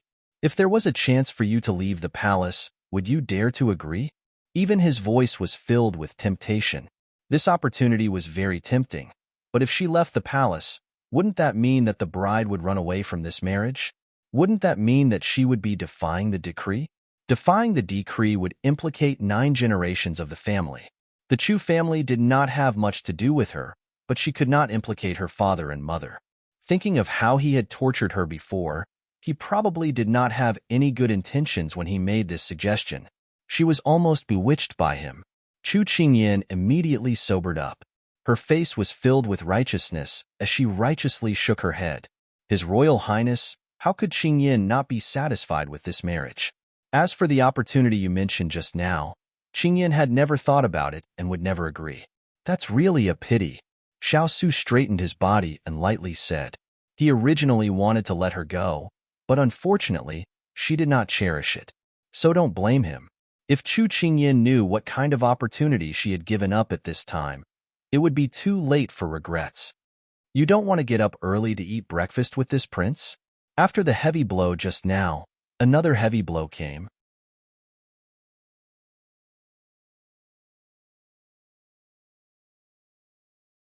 Chapter 41. Sigh. You're not willing to get up early to eat breakfast with this prince? Xiao Su still spoke in an unhurried tone, and no emotion could be detected from his voice. They finally came back to the original point, but when it came from Xiao Su's mouth, it sounded a bit strange. Chu Qingyan wiped the tears on her face and said in a choked voice, "It's not that Qingyan doesn't want to eat with Lord, but it's because the courtyard is a bit far, and I'm afraid that I won't make it in time and will delay Lord's morning court." If she kept denying it, it would seem a bit fake, so it was easier to believe in half-truths. Xiao Su nodded. You're thinking of this prince like this, and this prince is not an unreasonable person. Since it's like this, you won't have to get up early. Chu Qingyan choked. She was being let off this easily? She thought that she would need to spend a lot of effort to convince him. But Chu Qingyan still felt that it was a bit unbelievable. If this person was so easy to talk to, then what was the point of all the things she did in the past few days? And her crying without caring about her image today? But it was a good thing that children did not have any image to speak of, so she did not care if she lost face or not. Thank you, Lord. Lord really is a good person with a big heart. Chu Qingyan said with a grin. Xiao Su looked at her harmless face, without any of the fierce and crying appearance from before.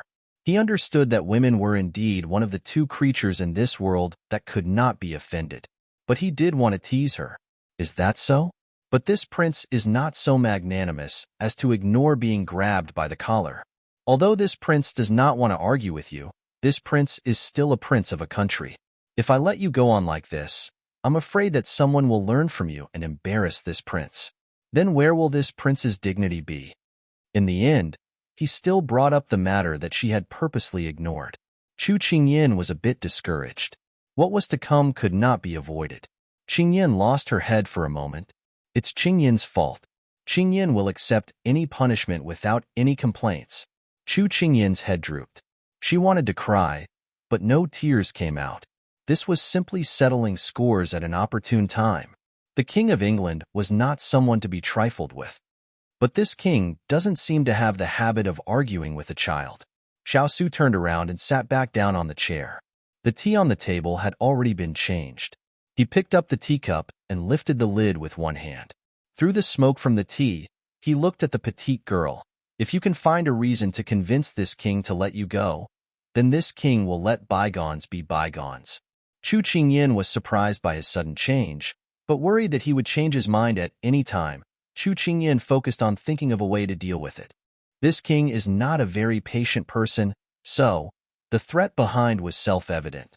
Chu Qingyan did not care about anything else and blurted out, His Royal Highness, Qingyan is young and ignorant. As the saying goes, the ignorant are innocent. Please be magnanimous and don't argue with a child. I'm just a child who doesn't know anything. If you want to make things difficult for me, then go ahead. But you will end up with the image of someone who haggles over every detail. It's up to you to choose. It's barely acceptable. Xiao Su lowered his eyes and drank his tea, as if he did not hear the hidden meaning in her words. Seeing that she had passed, Chu Qingyan let out a big sigh of relief. Because she was relaxed at this time, she began to feel tired, sleepy, and hungry. She had come here early in the morning, and after crying and making a fuss, it was not strange at all that she was tired and hungry. But the person in front of her was sitting like a clock, as if he had no intention of leaving. If he did not leave, how could she go back to her own courtyard to rest early? So she kindly reminded him, Lord, it's getting late.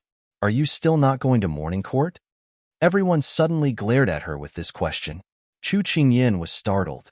She had only casually mentioned it, so why did she provoke everyone's anger?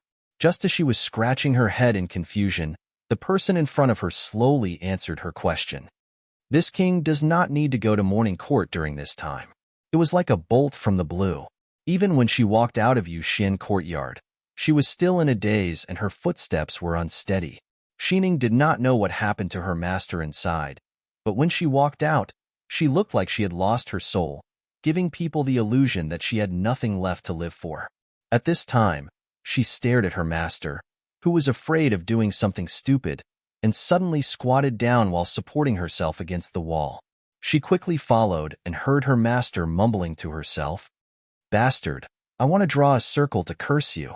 Xining's head was filled with questions. What did this mean? If she knew that he didn't need to go to morning court, why would she fight with him these past few days? She even fought with him today and made a fool of herself. This Xiao Su's heart was simply black to the extreme. She was happy for half a day after receiving his permission, but now he didn't even need to go to morning court. He also didn't need to eat breakfast with her this early. She had to draw a circle to curse him. After Chu Qingyan left, the Hualing walked in with a smile on his face. The Earth Spirit, on the other hand, looked as if someone owed him $1,000,000. Master, I heard that the Chu family's young miss was angered quite badly by you. Hualing said with a smile. She's just a child. Xiao Su thought of that pink little face turning red, and he couldn't help finding it funny. Turin gave a soft laugh. Lord, this person is rude and rude. You don't need to worry about her at all. Hearing Turin's words, Hualing's ears immediately perked up. He looked at his master with a curious expression. Master, this subordinate has been feeling that your actions aren't normal. Hearing Turin say this, could it be that you have other plans for this Chu family's young miss? Xiao Su looked at him and did not reply. Turin on the side said with a cold smile, when will that blockhead of yours be enlightened? You can't even see such a simple thing? Being slandered by Turin in front of his master, Hualing wanted to refute him to win back some face, but he heard Turin's next words. The reason why Master did this was just to provoke her into giving up on this marriage. Being pointed out by Turin, Hualing finally understood. He clapped his hands and said with a smile, no wonder Master would eat at the same table with her and endure her unreasonable tantrums. It turns out that you wanted to use this as an excuse to make her suffer. When she couldn't take it, she took the initiative to mention it. Suddenly thinking of this, Hualing turned to ask his calm master curiously, since Lord wants to let her go, why didn't he take the initiative to ask her? Why did he have to go in such a big circle? She didn't say it. This king doesn't like to think too much. Xiao Su said indifferently. TSK, he doesn't like to think too much, but he forced people to this extent. Hualing shook his head in his heart. Master's group of people is really unique. It's a pity that Chu family's young miss didn't understand the meaning behind it and let go of an opportunity. Let's not talk about this matter anymore. Turin's expression was solemn. Master, His Majesty wants you to rest for a period of time. I'm afraid that he doesn't believe you and has already sent people to investigate you. Let him be. Xiao Su put the lid back on his cup, his eyes turning cold. You're tuning in to the Romance Rendezvous YouTube channel. We're so grateful for your support, and don't forget to subscribe to join us on this incredible journey through captivating stories. Your generosity through donations truly makes a world of difference, as it's the primary source of revenue that allows me to expand and enhance this channel for you. Thank you from the bottom of my heart for being a part of this adventure.